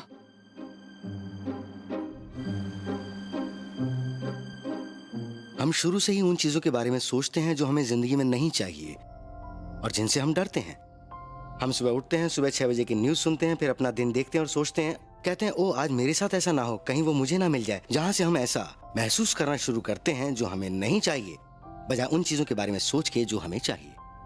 अगर आप ये याद कर ले कि कभी भी आपको कुछ उलझन महसूस हो रही हो, बस आप वहीं रुक जाए जहां हैं, और ये कबूल करे कि आपको बस अपने अंदर अच्छी भावनाएं लानी है। ये सुकून का एहसास ही आपकी सभी परेशानियों को झट से दूर कर देगा। मेरा एक क्लाइंट जो दूसरे स्टेट में रहता है, उसने मुझे एक दिन कॉल किया। वो उस दिन बहुत बहुत दुखी था। मैंने उससे पूछा, अपनी रोजमर्रा के काम करते हुए क्या उसने कभी ऐसा महसूस किया है कि वो कुछ करे जो किसी और के लिए बहुत फायदेमंद हो? और उसने इसके बारे में बहुत देर तक सोचा और कहा, एक वृद्ध महिला है जो मेरे अपार्टमेंट के ठीक नीचे रहती है। आज जब मैं घर लौटा तो मैंने देखा कि उसके अपार्टमेंट के आगे का एरिया गंदा पड़ा है और वहां सफाई की जरूरत है। तो मैंने कहा ठीक है, उसकी डोरबेल मत बजाना, बस चुपचाप अपना झाड़ू ले जाओ। और मैं उसके साथ फोन पर ही था। मैंने कहा नीचे जाओ झाड़ू लेकर और वो जगह साफ कर दो, मैं इंतजार कर रहा हूं। तो वो गया सिर्फ 15-20 मिनट के लिए, और जब वो लौटा तो वो कोई और ही शख्स था। उसने एक ऐसी चीज को अंजाम मानो दिया था, वो खुद से बाहर आकर दूसरों की मदद करता है, जिससे एक सकारात्मक शक्ति का संचार होता है। और वो वाकई एक आला इंसान बन चुका था। मैं उसकी आवाज से महसूस कर रहा था। और मेरा मानना है कि ऐसी चीजें आपके जीवन को उस तरह जीने में मदद करती हैं आपकी जिंदगी को दूसरों के लिए मदद करने वाली बनाने में। और ऐसा ही कोई आपके लिए भी सोच सकता है। मेरे साथ क्या हो रहा है? ये मैं क्या कर रही हूँ? मैं जो कर रही हूँ उससे मुझे क्या हासिल होगा? मैं हमेशा अच्छी बातें नहीं सोच सकती, ना ही मैं चीजों के बारे में निश्चिंत हो सकती हूँ। मुझे कुछ समझ नहीं आ रहा क्या हो रहा है मेरे साथ। ठीक है, शायद यही मेरी किस्मत है। मैं यहीं बैठी रहूंगी। बहुत कर लिया ये सब। कहो अब क्या करना है मुझे? वैसे मैं ये बात किससे कर रही हूँ?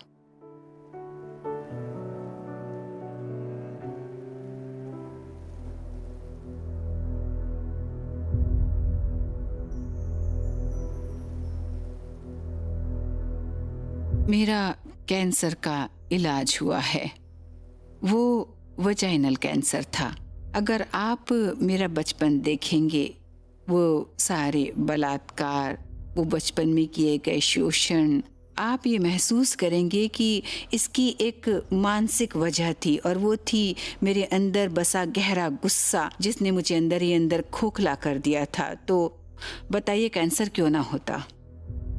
मुझे याद है मैं बहुत डर गई थी, शायद सभी डरते। तो मैंने अपने टीचर को फ़ोन किया और कहा, एरिक ये कह रहे हैं मुझे कैंसर है। उन्होंने मुझे कहा कि किसने कहा? मैंने कहा डॉक्टर्स ने। उन्होंने कहा लुइस, तुमने आज तक जो कुछ भी किया है उसके बाद तुम कैंसर से तो नहीं मर सकती। यही वक्त है सकारात्मक दृष्टिकोण अपनाने का। और मैं उस पर अडिग रही और वही मेरे लिए जीवन रेखा साबित हुई। मैंने कई ऐसी चीजें की जो पहले कभी नहीं की थी, जैसे जंक फूड से न्यूट्रिशियस फूड पर आ गई, जो मैंने पहले कभी सोचा भी नहीं था। अपने शरीर से जहर निकालने के साथ साथ अपने दिमाग से भी जहर निकाल रही थी मैं। और मैं नियम अनुसार ऐसे कई काम करने लगी, और मैं खुद से कहती थी कि तुम्हें एक मौका मिला है उस चीज को करने का जो तुम पढ़ा रही हो। तुम लोगों को कहती हो वो किसी भी मर्ज से उबर सकते हैं अगर वो चाहें तो, और अब तुम्हारी बारी है। मुझे याद है जब थेरेपिस्ट के साथ मैं चीखती थी, चिल्लाती थी, अपना गुस्सा निकालती थी, पर मेरे हिसाब से सबसे जरूरी काम जो उस वक्त मैंने किया वो था माफ करना। और मैंने अपने माता पिता के बचपन के बारे में पता लगाना शुरू किया। और जब मुझे उनकी कहानी के बारे में पता चला तो मैं समझ सकती थी कि वो लोग भी किन हालातों से आए हैं। उनकी भी कुछ कुछ कहानियां थीं, मजबूरियां थीं, दोनों की ही। और वो कैसे फिर एक बच्चे के साथ व्यवहार करना जान पाते जब उन्हें सही माहौल नहीं मिला। तो जैसे ही मैंने ये माफ़ करने की प्रक्रिया शुरू की और इलाज भी चल रहा था, सही खाना खाना और भी बहुत कुछ, तो 6 महीने के अंदर मुझे डॉक्टर से भी सहमति मिल गई, जो मुझे पहले से पता थी मेरे दिल के अंदर कि मुझे अब कैंसर नहीं है। और जब ये हुआ तो मैं जानती थी कि कुछ भी ठीक हो सकता है। मैं जानती थी क्योंकि ये मैंने खुद के साथ किया। बाकी सभी चीज़ों ने भी मदद की, मैं मानती हूँ, पर मैं जानती हूँ कि मैंने जो सकारात्मक सोच रखी उसने मेरे अंदर एक अटूट विश्वास जगा दिया। और जब आपको अटूट विश्वास होता है आप कुछ भी कर सकते हैं। मेरे शरीर में भी एक बीमारी थी जिसका इलाज हो रहा था। मेरे डॉक्टर ने कहा आपके पेट में ट्यूमर बढ़ रहा है जो कैंसर का रूप ले सकता है। और मैंने माना, अपने मेडिकल सिस्टम पर भरोसा किया, क्योंकि यही हमारी परंपरा है, यही हमें सिखाया गया है। लेकिन एक हिस्सा मेरे अंदर था जो कह रहा था कि नहीं, मुझे अपने तरीके से जाना चाहिए और मैं डॉक्टर की सलाह सिर्फ खुद पर नजर रखने के लिए लूंगा। तो ये मेरे लिए एक मौका था वो सब अनुभव करने का जो आज तक मैंने सीखा था। और बजाय इस बारे में सोचने के कि मेरे शरीर में कुछ ऐसा है जो नहीं होना चाहिए, मैंने ये सोचना शुरू किया कि मेरा शरीर स्वस्थ है, मजबूत है, तंदुरुस्त है, ना कि ये सोचने में कि मैं उसमें कुछ बदलाव लाऊं। हालांकि अपने परिवार और दोस्तों के कहने पर मैंने डॉक्टर से भी इलाज करना स्वीकार कर लिया। मुझे याद है कि मैं ऑपरेशन थिएटर में दाखिल हुआ, मेरे साथ उन्होंने कुछ किया, और जब मैं उठा तो याद है मुझे डॉक्टर्स ने क्या कहा, तुम यहाँ क्या कर रहे हो, तुम तो ठीक हो। और मैंने जो अमल किया, वो अभ्यास, वो नियम मैंने जिंदगी में आधी दुनिया घूमकर सीखे थे, और जो मैंने अपनी जिंदगी में इस्तेमाल किए वो उन पलों में वाकई असरदार थे। मेरे पास फोटोग्राफ्स हैं जिनमें साफ दिखता है कि मेरे शरीर में कुछ भी नहीं था, और उन्होंने मुझे बेहोश किया था और उन्होंने मेरे शरीर की छानबीन की। इसी वजह से ये बात मैं दावे से कह सकता हूँ, किसी को भी देखकर, चाहे वो साइंटिस्ट हो या कोई भी ऑडियंस मेंबर, मैं उनकी आंखों में देखकर पूरे दावे से कह सकता हूँ कि ये सच है, क्योंकि ये मैंने खुद महसूस किया है कि एक शक्ति है आपके खुद के शरीर के अंदर। बुजुर्गों की माने तो ये ब्रह्मांड में सबसे शक्तिशाली है। 20वीं सदी के शुरुआत में फिलॉसफर नेवल ने कहा था, इंसानी शरीर के अंदर एक ऐसी शक्ति मौजूद है जिसका सामना पृथ्वी पर मौजूद कोई भी शक्ति नहीं कर सकती। मैंने कैंसर पर बहुत बड़ी रिसर्च की थी। मैं जानना चाहती थी कि आज तक किसने कैंसर को मात दी है और उन सब में क्या बात समान थी। इसलिए मैंने बहुत सी किताबें पढ़ी और मैंने ये पाया कि एक खास बात जो सब में थी, भले ही उन्होंने कोई भी ट्रीटमेंट चुना हो, वो ठीक हुए थे क्योंकि उन्होंने अपने सोचने का ढंग बदल दिया था। मैं जानती थी कि अपने शरीर को किसी डॉक्टर के चाकू से खुलवाने से ही पूरी तरह ठीक नहीं हो पाऊंगी, इसलिए मैं आध्यात्मिकता के लिए भी खुल गई। आपका शरीर आपका दुश्मन ही है। हाँ, ये अक्सर देखा जाता है कि जब भी कोई किसी वजह से बीमार पड़ता है तो अपने शरीर को कोस कर कहता है, ये मेरे साथ ऐसा क्यों कर रहा है, बजाय इसके कि मैं इस दौर से क्यों गुजर रहा हूँ। इसलिए मैं सोचती हूँ कि हमें अपनी सोच को बदलकर अपने शरीर से प्यार करना चाहिए। मैं बहुत शुक्रगुजार हूँ कि मुझे कैंसर हुआ, क्योंकि मुझे नींद से जगाने के लिए ये जरूरी था। हाँ, क्योंकि शायद मैं एक ऐसी इंसान थी जिसे एक जोर का झटका चाहिए था। मैं रिमिशन पर हूँ और बहुत अच्छा महसूस करती हूँ। ऐसा मैंने अपने बारे में कभी महसूस नहीं किया था। मैं अभी भी अपने आप से बोलती हूँ वो सब बातें जो उन्होंने कैंसर के बारे में लिखी हैं वो इस प्रकार हैं। मेरे अतीत में जो कुछ भी हुआ मैंने सबको माफ कर दिया। मैंने खुद के लिए खुशी चुनी है और मैं खुद को स्वीकारती हूँ और प्यार करती हूँ। ये जिंदगी बदल देता है। ये एक ऐसी चीज है जिसमें मैं सिर्फ अपनी बीमारी ठीक होने के लिए खुश नहीं हूँ, बल्कि अंत में मैं खुद को पहले से ज्यादा बेहतर पाती हूँ।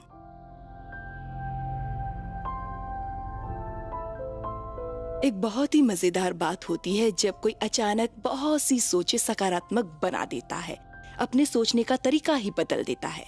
वो अपने शरीर में एक संतुलन पाते हैं। हम जानते हैं जब कोई अपने दिल से सोचता है, जैसे उदाहरण के तौर पर एक पपी एक लड़की की गोद में सो रहा हो, आपका DHEA लेवल बढ़ जाता है, जिसका मतलब आपके हार्मोन संतुलित हो रहे हैं। पर एक और चीज वो सबसे महत्वपूर्ण है, वो भी होती है, और वो है दिल की धड़कन। वो भी सामान्य स्थिति पर आ जाती है, जिसकी वजह से आपको वो वेव पैटर्न दिखता है जो हार्ट रेट मॉनिटर में देख सकते हैं, जो असल में पूरे शरीर को संतुलित करना शुरू कर देता है। वो इसलिए क्योंकि दिल अपने आप में बड़ा इलेक्ट्रोमैग्नेट है जो बाकी शरीर को ऊर्जा पहुंचाता है। ये सिर्फ सोचने की प्रक्रिया नहीं है। हाँ, सोच जरूरी है। पुराने जमाने से ही सोच, एहसास और भावनाओं को अलग अलग रखा गया है, और जो एहसास हमारे दिल के बीचों बीच होता है वहीं से असर शुरू होता है, और वहां मौजूद इलेक्ट्रॉन्स दिल का मैग्नेटिक फील्ड बदल देते हैं, और वो बदलाव सीधे तौर पर उन्हें बदलता है जिससे हम बने हैं, तकरीबन हमारे पूरे शरीर में। अब देखिए साइंस क्या कहता है।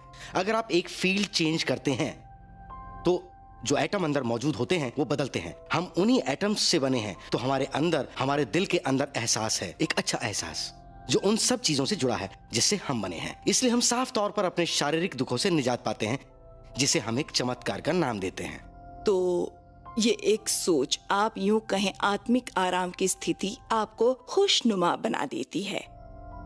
अगर आप इसके परिणाम देखेंगे तो स्ट्रेस हार्मोन्स में कमी, ब्लड शुगर का सामान्य होना, ब्लड प्रेशर सामान्य हो जाना, और हर नाजुक मांसपेशियों में आराम, जिसे आप कह सकते हैं एक संतुलन है पैरासिम्पैथेटिक और सिंपैथेटिक नर्वस सिस्टम का। पैरासिम्पैथेटिक एक ब्रेक की तरह है और सिंपैथेटिक गैस की।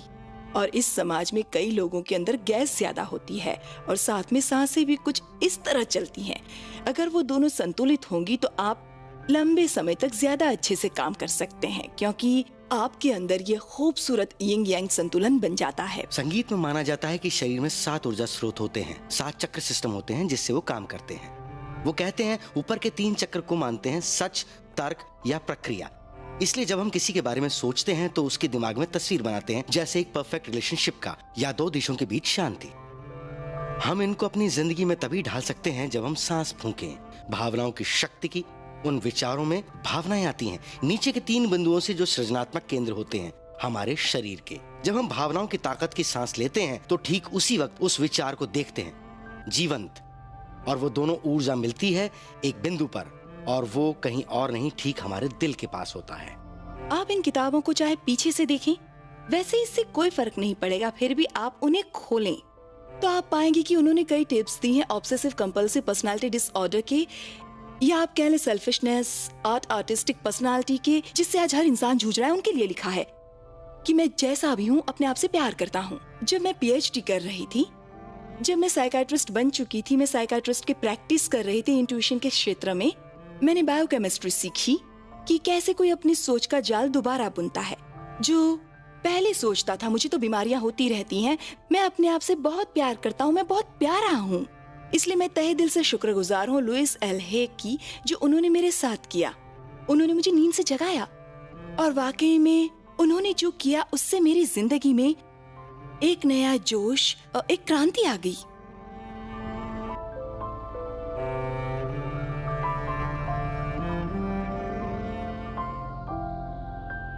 मुझे तो लग रहा था जैसे मैं एक बोरिंग टीचर हूँ, पर मैं बहुत से लोगों को इकट्ठा किए जा रही थी, उनके साथ वर्कशॉप्स कर रही थी, क्लासेस कर रही थी, और फिर आई मेरी दूसरी किताब। उसकी शुरुआत थोड़ी धीमी हुई और तभी एड्स नाम की बीमारी उपजी, और तभी किसी वजह से मुझे लगा कि तुम भी इसमें शामिल होगी। मैं एड्स के बारे में कुछ नहीं जानती थी, कोई भी उस वक्त उसके बारे में नहीं जानता था, पर मुझे याद है एक दिन किसी ने मुझे कॉल किया और कहा, क्या आप एक ग्रुप एड्स के पेशेंट के साथ शुरू कर सकती हैं? तो मैंने कहा, वेल पता नहीं, मैं कैसे कहूँ, क्या कहूँ, कुछ पता नहीं, चलिए मिलते हैं। हम मिले एक रात मेरे लिविंग रूम में जहाँ 6 लोग थे। हम बैठे और मैंने कहा कि मुझे नहीं पता क्या करना चाहिए, क्योंकि हम में से कोई भी इस बीमारी के बारे में नहीं जानता, पर हम वो करेंगे जो मैं हमेशा करती आई हूँ। हम काम करेंगे गुस्से को खत्म करने में, काम करेंगे माफ करने में, काम करेंगे खुद को प्यार करने में, और हम ये बिल्कुल नहीं कहेंगे कि ये कितनी भयानक बीमारी है। हम यहाँ बैठकर इस बीमारी की बर्बरता पर बिल्कुल विचार नहीं करेंगे। मैंने कहा, हम यहाँ एक सकारात्मक दृष्टिकोण रखेंगे, और किसी को भी अगर इस बीमारी के बारे में कोई अच्छी बात मालूम पड़ती है तो आके हमसे शेयर करेगा। फिर मैंने उनसे आइडियाज बताए अपने, फिर हमने मिलकर एक गाना गाया और अंत में मेडिटेशन किया और अपने अपने घर चले गए। और अगले दिन उनमें से एक शख्स का फोन आया। उसने कहा कि लुइस, पिछले 3 हफ्तों में मैं कल पहली बार सोया। उसके अगले हफ्ते हमारे यहाँ लोगों की संख्या थी 25। इस तरह आदमी बढ़ते गए और बढ़ते गए, और ये इसलिए हुआ क्योंकि ये उन लोगों के लिए सुरक्षित जगह थी जो भयंकर रूप से मानसिक तौर पर टूट गए थे, क्योंकि यहाँ पर कोई उन्हें नहीं कहता था तुम खराब हो, ना ही ये कि उनके साथ कुछ गलत हो रहा है, बल्कि उन्हें सकारात्मक बनाया जा रहा था। 6 महीनों के अंदर मेरे लिविंग रूम में कुल मिलाकर 90 लोग थे जो दरवाजों और खिड़कियों में से झांक रहे थे, क्योंकि वहाँ जगह ही इतनी थी। फिर हमें एक जिम्नेजियम मिला वेस्ट हॉलीवुड में, और अगले ही हफ्ते वहाँ 150 लोग पहुंचे। फिर कुछ समय बाद वो जगह भी हमें छोटी पड़ने लगी। आखिरकार हॉलीवुड शहर ने हमें एक मीटिंग हॉल दे दिया जहाँ हम 850 लोग हर हफ्ते मिलते थे। लोग एक दूसरे को कॉल करते और पूछते, क्या तुम हेयर राइड पर जा रहे हो? मतलब हम हेयर राइड के नाम से मशहूर हो गए थे। मैं इस हेयर राइड पर एक टेप बनाना चाहती थी, बिल्कुल एक मूवी की तरह, ताकि ये दूसरे ग्रुप तक पहुंच सके और उन्हें भी ये पता चले कि हम क्या कर रहे हैं। मैं चाहती हूँ कि आप लोग एक दूसरे का हाथ पकड़ लें। जो लोग नए हैं और ये गाना जिन्हें नहीं आता है, वो अगली बार तक सीख ही जाएंगे। मुझे पता चला कि उस एक वीडियो को बनाने में $40,000 का खर्चा आएगा उस वक्त। तब मैंने कहा कि ओह माय गॉड, मेरे पास तो इतने नहीं हैं, पर मुझे यकीन था कि हम ये वीडियो ज़रूर बनाएंगे और ये एक अच्छा वीडियो होगा जो बाहर जाएगा और सभी ग्रुप्स के पास पहुंचेगा। यही मेरी सकारात्मक सोच थी जो मैं कहती रहती थी। फिर एक इंसान मेरे पास आए, वो खुद एक डायरेक्टर थे, वो इसे डायरेक्ट करना चाहते थे। मैंने कहा, वाह, मज़ा आ जाएगा। ये सब बातें होने के बाद उन्होंने मुझसे कहा कि मुझे अपना फाउंडेशन नंबर दे दीजिए। तो मैंने कहा, मेरा कोई फाउंडेशन नहीं है। तो उन्होंने कहा, कोई बात नहीं, मैं आपके लिए अपना अकाउंट बना देता हूँ। और उसी के नतीजतन मैंने फाउंडेशन बनाई जो आज भी मौजूद है, और उसे मैं कहती हूँ, दूसरों के लिए करो। जो भी पैसा उस फाउंडेशन में आता है वो पूरी तरह दूसरों के लिए लग जाता है, पूरी तरह। पर आखिरकार हमने वो खूबसूरत वीडियो बनाया जिसका नाम था डोर ओपनिंग, जो उस ग्रुप के बारे में था जो उस वक्त हमारे साथ था। आज पहली बार मैं आपके ग्रुप में आया हूँ। स्वागत है तुम्हारा। करीब 6 हफ्ते पहले मुझे पता चला कि मुझे मेलानिन ट्यूमर की शिकायत है और मेरे फेफड़े खराब हो चुके हैं। हम्म। करीब 4 हफ्ते पहले पता चला वो पूरी बॉडी में फैल चुका है। और 2 दिन पहले ये पता चला कि मुझे एड्स है। मुझे वो सब बातें सुननी हैं जो आप सब लोग यहाँ कहते हैं। यहाँ मौजूद बहुत से लोग मेरे दोस्त भी हैं। मैं वाकई बहुत सहम गया था और पता नहीं था कि मैं इसे बाहर कैसे निकालूं। मुझ में सभी लक्षण साफ दिखाई दे रहे थे। मेरे डॉक्टर्स ने भी जवाब दे दिया था। बोन मैरो और बायोप्सी रिपोर्ट्स भी पॉजिटिव बता रही थी और मैं सोच रहा था मैं मौत के मुंह में क्यों जा रहा हूँ। आज मुझे ये जानना है, ये पता लगाना है कि मैं जी क्यों रहा हूँ, ना कि मैं मर क्यों रहा हूँ। जो बात तुम कर रहे हो वो इन हालातों में सभी करते हैं। तुम अकेले नहीं हो। और जानते हो, अगर तुम वाकई कुछ हासिल करना चाहते हो, मैं जानती हूँ यहाँ सभी कुछ हासिल करने आए हैं, तो अपने आप को बस इस आईने में देखना शुरू करो। यहाँ देखो बच्चे, यहाँ यही वो शख्स है जो तुम्हारा भला कर सकता है। हाँ, समझा। इसे कुछ कहना चाहोगे तुम? एक चीज जो मुझे करने में सबसे ज्यादा खुशी होगी, अगर मैं देख सकूं तो, कि हर एक के पास खाना हो, वो कोई भूखा ना हो, कपड़े हों, घर हो, उसे प्यार मिले, उसके सारे काम पूरे हों, उसकी तमन्नाएं पूरी हों। ऐसा हो तो फिर क्या बात है। पर ये पूरी दुनिया के लिए करना इतना आसान नहीं है। पर फिर भी एक बार में एक शख्स के लिए तो मैं ये कर ही सकती हूँ। जब आप अपने आप में बदलाव करते हैं तो आप खुद ब खुद अपने आसपास के लोगों को भी बदल रहे होते हैं, और जिसकी वजह है आपका अपना खुद का व्यक्तित्व। मैं किसी को ठीक नहीं करती, ये मैं वाकई नहीं करती। मैं तो बस एक जगह दिलाती हूँ जहाँ हम खुद को जानते हैं कि हम कौन हैं और कितने खूबसूरत हैं। और कई लोगों को ये लगता है कि वो इससे ठीक हो रहे हैं, और ये वाकई हम सबके लिए बहुत अच्छी बात है। मैं बाहर गई थी एक शो के लिए, और एक इन हाउस शो भी था, और दोनों एक ही हफ्ते में थे। और उस हफ्ते हे हाउस बहुत बिजी था, 24 घंटे फोन बजते रहते। और मैंने उसी वक्त अपनी एक किताब भी खत्म की थी जिसका नाम था you can heal your life, वही जो आगे चलकर बेस्ट सेलर साबित हुई पूरे 14 हफ्तों तक। और उसके बाद कुछ भी वैसा नहीं रहा। जिंदगी में मानो एक धमाका हो गया था, और बाकी सब तो इतिहास बन गया। लुइस पथ प्रदर्शक हैं, वो एक मार्गदर्शक हैं, वो नेता हैं अपने विचारों की, जिसमें उन्होंने बताया आपकी चेतना ही सत्य को बनाती है, चेतना ही सत्य है। चेतना कोई भी आपकी हवा की बातें नहीं है, चेतना ही आपका मूल है सभी फिजिक्स के लॉज का। उन्होंने कहा कि अपने आसपास के लोगों को दुआ देकर आप खुद की सफलता पाते हैं। ये बहुत गहरी बात है, क्योंकि आप जब खुद को प्यार करते हैं आप दूसरों को भी करते हैं। और एक बात इसको सार्थक सिद्ध करती है कि हमारे बाहर हर चीज जो है वो हमारे अंदर मौजूद है। हमारी भावनाओं के कण सिर्फ हमारे शरीर के अंदर ही नहीं घूमते रहते हैं, उनकी तरंगे हम सबको आपस में जोड़ती हैं।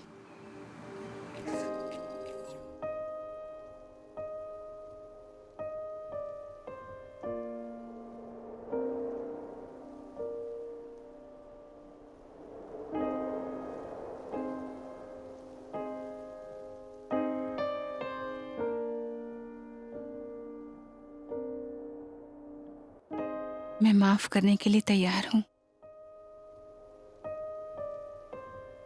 खुद को और दूसरों को माफ करने से मैं अपने अतीत को पीछे छोड़ सकती हूँ। माफी तकरीबन हर मुश्किल का हल है। माफी एक उपहार है जो मैंने दिया है।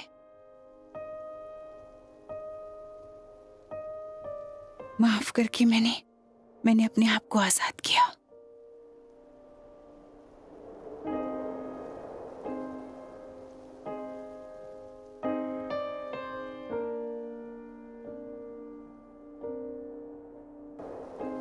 मेरी जिंदगी की सबसे बड़ी उपलब्धि ये रही कि मैंने अपने पिता को माफ कर दिया, जो मेरी पूरी फैमिली को छोड़कर चले गए थे। एक औरत और 3 बच्चे जो कि 4 साल से भी छोटे थे।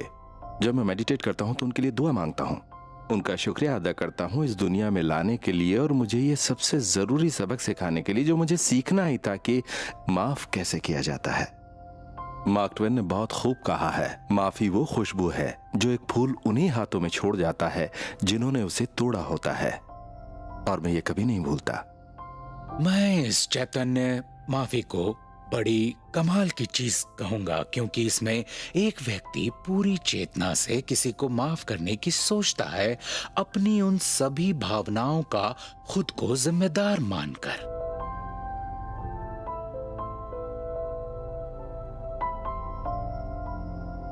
वो जब आखिरकार मेरे सामने आती है तो मुझे बुरा लगता है अंदर से।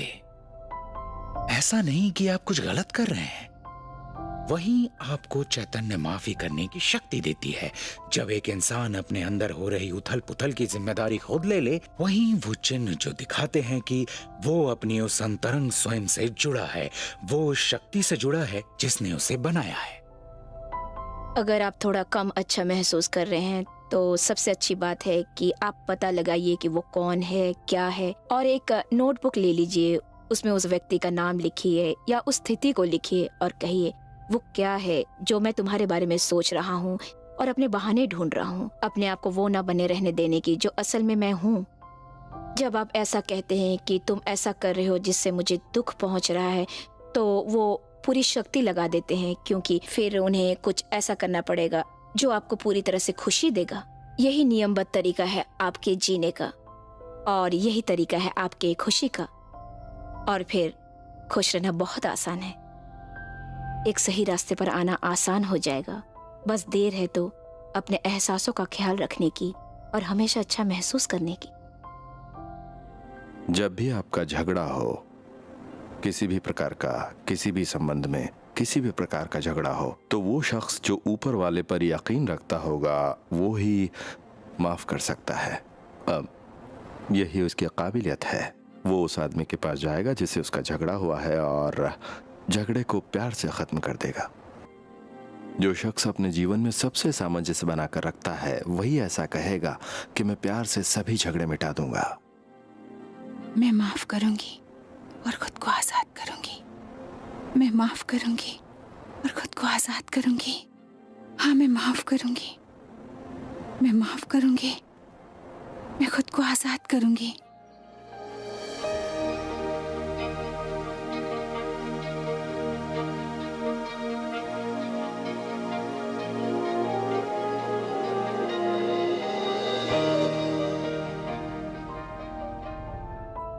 शुरुआती दिनों में जब मैं लोगों के साथ काम करती थी तो मैं उनकी ये परेशानी दूर करती, वो दूर करती, तुम ये करोगे तो ये फायदा होगा, वो करोगे तो वो होगा, हम उस पर काम करेंगे, ऐसी बातें। पर एक दिन मैंने ये खोजा जिससे मैं भी दंग रह गई कि अगर मैं उन लोगों की मदद करूं, उन्हें खुद से प्यार करने के लिए, खुद को जैसे हैं वैसा अपनाने के लिए, तो हमें उनकी परेशानियों पर काम करने की जरूरत ही नहीं होगी। ये अपने आप में एक जादू जैसा होगा, क्योंकि हर चीज खुद ब खुद हो जाएगी जो पहले कभी हो ही नहीं सकती थी। जैसे ही मुझे वो किताब मिली मैंने वो पढ़नी शुरू कर दी, और उनका पूरा जोर इस बात पर नहीं था कि परेशानी से कैसे निपटें, बल्कि खुद से कैसे निपटें, कैसे अपने आप को अपने आप से प्यार करें। मैंने वो सभी एक्सरसाइज की जो उन्होंने लिखी थी, वो सभी सकारात्मक सोच अपनाई, और मैंने महसूस किया कि पिछले 43 सालों में मैंने अपने आप को प्यार करना नहीं सीखा था, वो किया।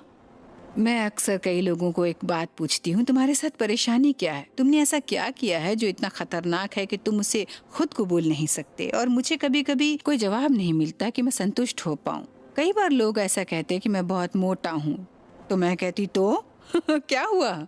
मैं बहुत आत्मसंकोची प्रवृत्ति की थी, कुछ वैसी ही जैसी अक्सर औरतें होती हैं कि उससे कोई फर्क नहीं पड़ता कि लोग तुम्हारी सुंदरता के बारे में क्या कहें। मायने रखता है जब हम आईने में देखते हैं हम कैसे लगते हैं। आईने में अपने आप को देखकर मैं अपनी कमी देख सकती थी। कई ऐसी चीजें थी मुझ में जो मैं बदलना चाहती थी। जब हम खुद को प्यार करने की बात करते हैं तो कई लोग समझते हैं थोड़ा दिखावा होना चाहिए, पर ऐसा कुछ नहीं है। इससे इसका कोई लेना देना नहीं। जब आप आईने में देखते हैं, सामान्य तरीके से खुद को आईने में देखिए और नजर मिलाकर कहिए कि मैं तुम्हें प्यार करती हूँ, मैं तुम्हें बहुत प्यार करती हूँ। और अगर अपना नाम लें तो और मदद मिलेगी, जैसे लुइस, मैं तुम्हें प्यार करती हूँ, बहुत प्यार करती हूँ। इससे आपके अंदर बैठा हुआ बच्चा बाहर आता है जो कई सालों से छुपा बैठा था, और वो एक गेट या दरवाजा या कुछ भी आप कहें उसे तोड़ता है, और उसी से मानो एक छोटा सा चमत्कार हो जाता है और कई अच्छी छोटी छोटी चीजें होनी शुरू होती हैं। मैंने वो सभी चीजें की जो उन्होंने मुझे बताई, 3 महीने के अंदर मेरा कैंसर चला गया। अब मैं पूरी तरह स्वस्थ हूँ और पहले से ज्यादा तंदुरुस्त। आप ये जानने लगते हैं कि आपकी खुद की कोई अहमियत है, तब आप अपने आप से अलग व्यवहार करने लगते हैं। और यही सबसे महत्वपूर्ण बात है खुद को प्यार करने की। आप खुद को मारना बंद कर देते हैं, खुद को गलत समझना बंद कर देते हैं, आप ये बोलना बंद कर देते हैं कि आप कितने कम खूबसूरत हैं। आप खुद को इज्जत देना शुरू करते हैं और यही एक बड़े भारी बदलाव का कारण बनता है, क्योंकि जिंदगी में जो चीज आप बाहर फेंकते हैं वही वापस अंदर आती है। सबसे जल्दी सफर खुद से प्यार करने का है। ऐसी चीजें कीजिए जिसकी आप तारीफ कर सके। हर जगह जहाँ भी आप देखें, अगर आप किसी चीज की तारीफ ना कर सके, मसलन इस फूल का, तो उस पल आप खुद से प्यार करने वाले तरंगिक धागों को भी काट देते हैं। अगर आप एक बच्चे के चेहरे पर कुछ तारीफ करने लायक पाते हैं या अपने दोस्त की खूबसूरती पर, और जैसे ही आप तारीफ की चीजें पाएंगे तो उस तारीफ की तरंगे और प्यार की तरंगे मिलकर एक तरंग बन जाएगी। मैं खुद से प्यार करती हूँ।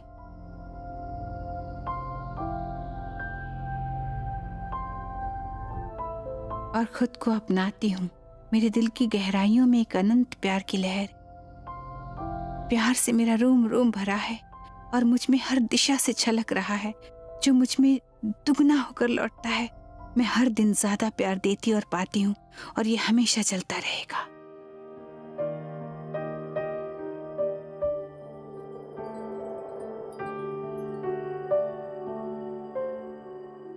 मैं खुद से प्यार करती हूँ, तभी अपने शरीर का ध्यान रख पाऊंगी। मैं खुद से प्यार करती हूँ, तभी तो अपने आप को एक आरामदायक घर दिला पाऊंगी। मैं खुद से प्यार करती हूँ, तभी तो मैं नौकरी करती हूँ और हमेशा करती रहूंगी। मैं खुद से प्यार करती हूँ, तभी तो मेरी सोच और मेरा नजरिया दूसरों के लिए भी वैसा ही है। मैं खुद से प्यार करती हूँ, तभी तो मैंने माफ कर दिया और अपने अतीत को जाने दिया। मैं खुद से प्यार करती हूँ, तभी तो मैं आज में जीती हूँ। हर पल की खूबसूरती का एहसास कर रही हूँ, ये जानते हुए कि मेरा भविष्य उज्जवल है, खुशनुमा है, सुरक्षित है। मैं इस ब्रह्मांड की बहुत ही प्यारी संतान हूँ। ये ब्रह्मांड मेरी देखभाल करता है, हमेशा हमेशा के लिए।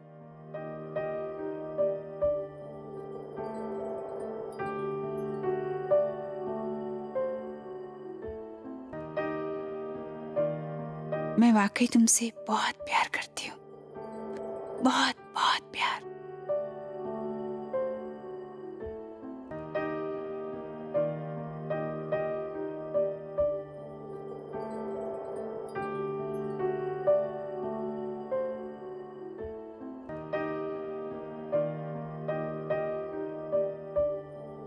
बदलाव के रास्ते पर ताउम्र चलना होता है।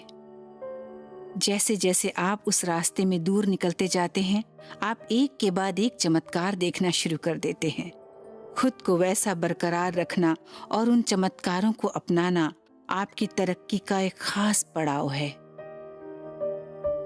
कोई भी माली कभी भी अपने बागीचे में जाकर पौधों से ऐसा नहीं कहता कि पहले मुझे फल सब्जी दो तभी पानी डालूंगा। तो ऐसे से काम नहीं बनता है। सही तरीका है बीज या पौधा लगाना, उसमें पानी डालना और फिर वो आपको फल देता है। तो अगर आपके अंदर ये एहसास होता है कि मैं सही हूँ, मैं जैसा हूँ वैसा ठीक हूँ, मैं स्वीकार्य हूँ, मैं जिंदगी से प्यार करता हूँ, खुद से प्यार करता हूँ और अपने लिए और अपनी जिंदगी को धन्यवाद देते हैं, तब जिंदगी भी आपको अलग तरह से लेती है, क्योंकि आप अपने आप से एक अलग तरंग फेंकते हैं और वही आप वापस पाते हैं और तभी उसके बाद से चीजें काम करना शुरू करती हैं।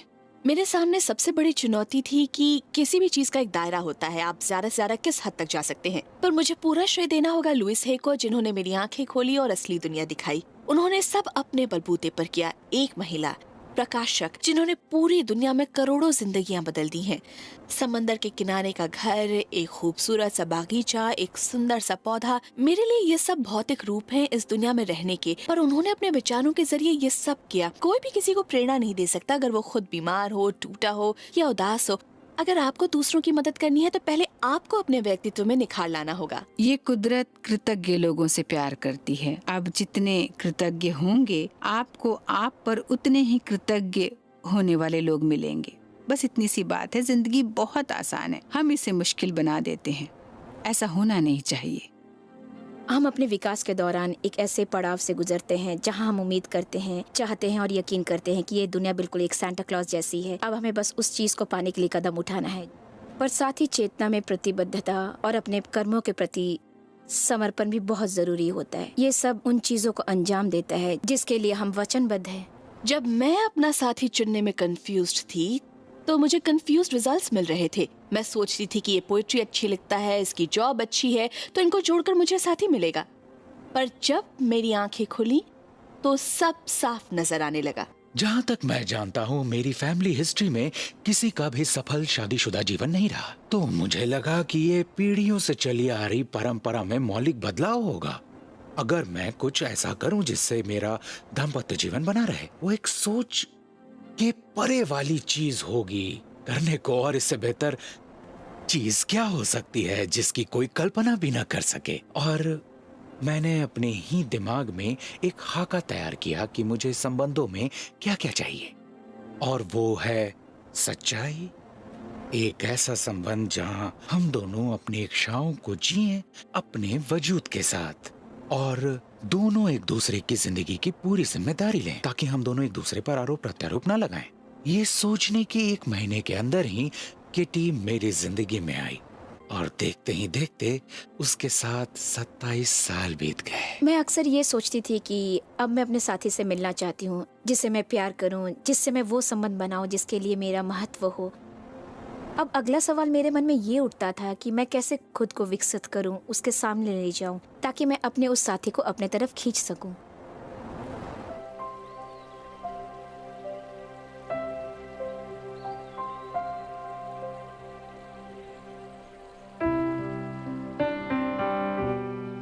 मेरे सभी संबंध एक जैसे ही हैं। मैं जो कुछ कर रही हूँ उससे पूरी तरह सहमत हूँ।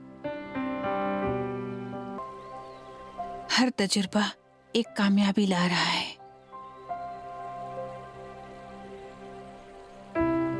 मुझे सब अच्छा मिलेगा, मैं जान गई हूँ।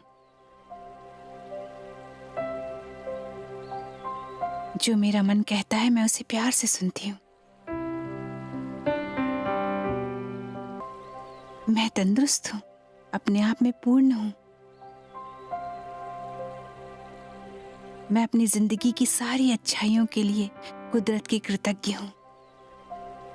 हर दिन एक नया तोहफा लेकर खड़ा है। हर वो चीज जो कोई चाहता है, चाहे वो कोई सामान हो, कोई स्थिति हो, कोई संबंध हो, पैसों का ढेर हो, कोई भी हालात हो या जश्न या त्योहार हो, हर एक चीज बिना कुछ छोड़े जो आपने कभी भी चाही हो या चाहेंगे, वो इसलिए क्योंकि आपको ऐसा लगता है उनके होने से आपको अच्छा लगेगा। तो अगर आप अपना मूल मंत्र इसी को रखें तो आप बहुत अच्छा महसूस करेंगे। आप अपने आप ही अपने सफर के मुश्किलों को हमेशा हमेशा के लिए दूर कर पाएंगे। मेरे लिए तो ये इस तरह काम करता है। जब भी अटक जाती हूँ या कुछ समझ नहीं आता, मैं अपने अंदर एक रोड मैप पाती हूँ जो मुझे अंदर की शक्ति के रूप में मिलता है, जो बार बार मुझे वो काम करने के लिए प्रेरित करता है। मेरी ऐसे शख्स से शादी हुई जो मुझ पर मेरी ही बुराई कर कर अधिकार जमाना चाहता था, और मैंने उस पर भरोसा किया और अपना आत्मसम्मान पूरा खो चुकी थी। मैं कभी नहीं सोचती थी कि मैं अपने दोनों बच्चों की देखभाल के सिवा और भी कुछ कर सकती हूँ, क्योंकि वही मुझे सबसे जरूरी काम लगा था। पर कुछ बात तो थी जो मैं हमेशा अपने जीवन का उद्देश्य पूछती थी। मुझे ऐसा आभास होता था कि जाकर भाषण दो, पर मैं नहीं जानती थी कि कैसे करना है, क्योंकि मैं एक ऐसी महिला थी जिसमें खुद कॉन्फिडेंस नहीं था, तो वो लोगों को कैसे पढ़ा सकती थी। जो मैंने बाद में सीखा कि हमें इस बारे में नहीं सोचना चाहिए कि कैसे अपने आभासों और सपनों को हकीकत में बदला जाए। हमें तो बस उन निर्देशों को समझना है जो हमें एक के बाद एक मिलते रहते हैं। ये हमारे लिए बहुत आसान होता है या तो बहुत खुश हो जाना या बहुत डर जाना अपने आखिरी परिणाम के बारे में सोचकर। मान लीजिए कि मैं एक किताब लिखना चाहती हूँ। ओह माय गॉड, मैं ये कैसे लिख पाऊंगी। आपको A to Z के बीच की चीजें हैं वो सिखाती है। आप Z तक कभी नहीं पहुंच पाएंगे जब तक आप नहीं सीखेंगे। अपने आप पर ही शक करने की आदत से छुटकारा को ही ले लीजिए। और इसलिए आप वो कदम उठाते हैं क्योंकि हो सकता है आपके मन में थोड़ा सा संकोच हो कि बुक स्टोर में जाके बुक खरीदूं या मैं खुद किताब लिखने लग जाऊं। सिर्फ मांगना ही काफी नहीं और सिर्फ सकारात्मक सोच रखना ही पूरा नहीं, आपको परिणाम के तौर पर जो निर्देश मिले हैं उन्हें आगे बढ़ाना होगा। कई बार लोग मुझसे कहते हैं वो ऐसा महसूस करते हैं जैसे उन पर कोई ध्यान नहीं देता, क्योंकि आपको हमेशा छोटे छोटे कदम मिलते हैं, एक बार में एक। वो अक्सर हमसे छूट जाया करते हैं। जब आपसे कहा जाता है किताब पढ़िए, क्लासेस लीजिए, किसी को फोन कीजिए, लेटर लिखिए, पर अगर हम स्टेप ए करेंगे तो हमें नए निर्देश मिलेंगे, स्टेप बी, फिर हमें नए निर्देश मिलेंगे और फिर स्टेप सी। ऐसे एक एक कदम करके हमें हमारे रास्ते पर चलना है। जैसी आपकी आकांक्षाएं बढ़ती है और आप भी उसी दिशा की ओर बढ़ते हैं तो ये आसान हो जाता है, और जैसे आप उल्टी दिशा की ओर जाते हैं तो खिंचाव और भी बढ़ जाता है ज्यादातर समय। मैंने ये अपने बेडरूम में शुरू किया जब मैं सैन मोनिका में थी, अपनी 90 साल की माँ के साथ, जो तकरीबन न सुन सकती थी न देख सकती थी, जो मेरे साथ ही रह रही थी। वो किताबों को डाक द्वारा भेजने में और ऐसे ही छोटे मोटे कामों में मेरी मदद करती थी। हम काफी छोटे पैमाने पर काम कर रहे थे, हम उससे ज्यादा कर भी क्या सकते थे। अब 35 भाषाओं में हैं हम, 30 अलग अलग देशों में। ये मेरे लिए दिलचस्प बात रही है। जब से मैंने अपना कदम इस आध्यात्मिक रास्ते पर रखा, मैंने जिंदगी के बारे में सोचना छोड़ दिया। उल्टा जिंदगी मुझे चलाती है कि ठीक है तुम ये करोगी, यहाँ जाना है, ये होगा, फिर ये होने वाला है। मतलब मैं अब वो करती हूँ जो सामने होता है। मैं लोगों के फोन के जवाब देती हूँ, चिट्ठियाँ पढ़ती हूँ, मतलब वो सब कुछ करती हूँ जो सामने आता है। धीरे धीरे चीजें बढ़ती चली जा रही हैं। मेरा सपना था दूसरों की मदद करूं, तो मैं कैसे मदद करूं?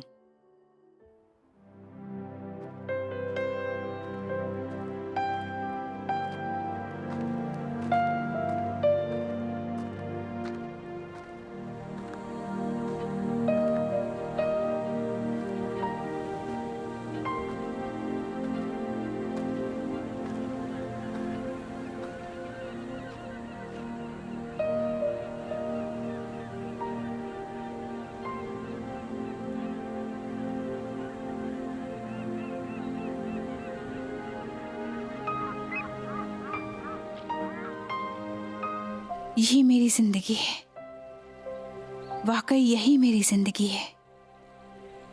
मेरे हिसाब से उस पल में आप उन चीजों को जाने देते हैं जिसे हम मानते हैं कि हमारे लिए जीवन में ये जरा भी मददगार नहीं है, या फिर वो एक बाधा है हमारी जिंदगी में अच्छी चीजें होने के लिए, और उन्हें एक के बाद एक करके छोड़ देते हैं कि मुझे इन पर भरोसा नहीं है।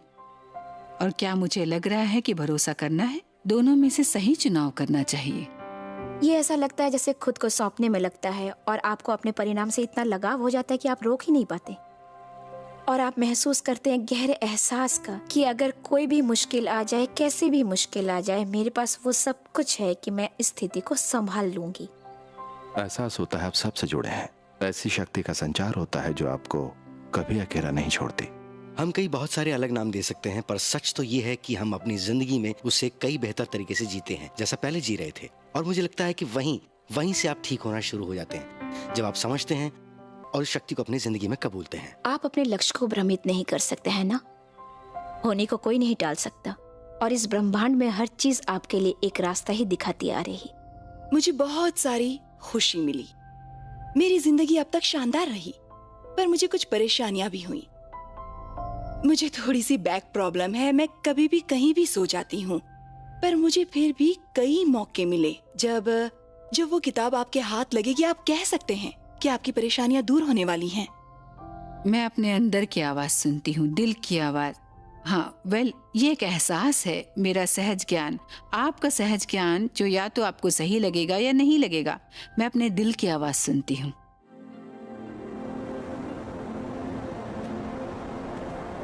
एक्सक्यूज मी, ये बीच का रास्ता किधर से है? आप यहाँ से पीछे मुड़िए और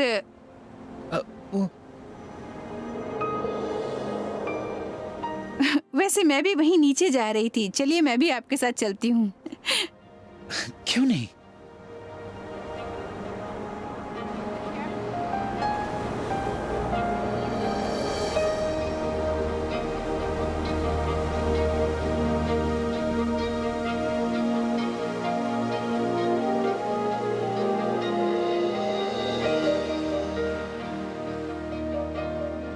मैं क्या हूँ मुझे खुद समझ में नहीं आता। मैं कभी कुछ अच्छा नहीं कर पाऊंगी।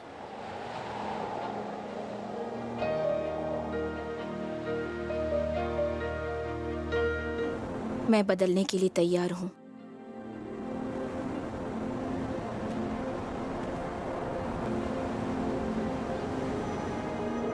आप जो सोचते हैं और आप जो मानते हैं वही आपके लिए सच साबित होगा। आपकी सोच आपकी जिंदगी बनाती है, बस इतनी सी बात है।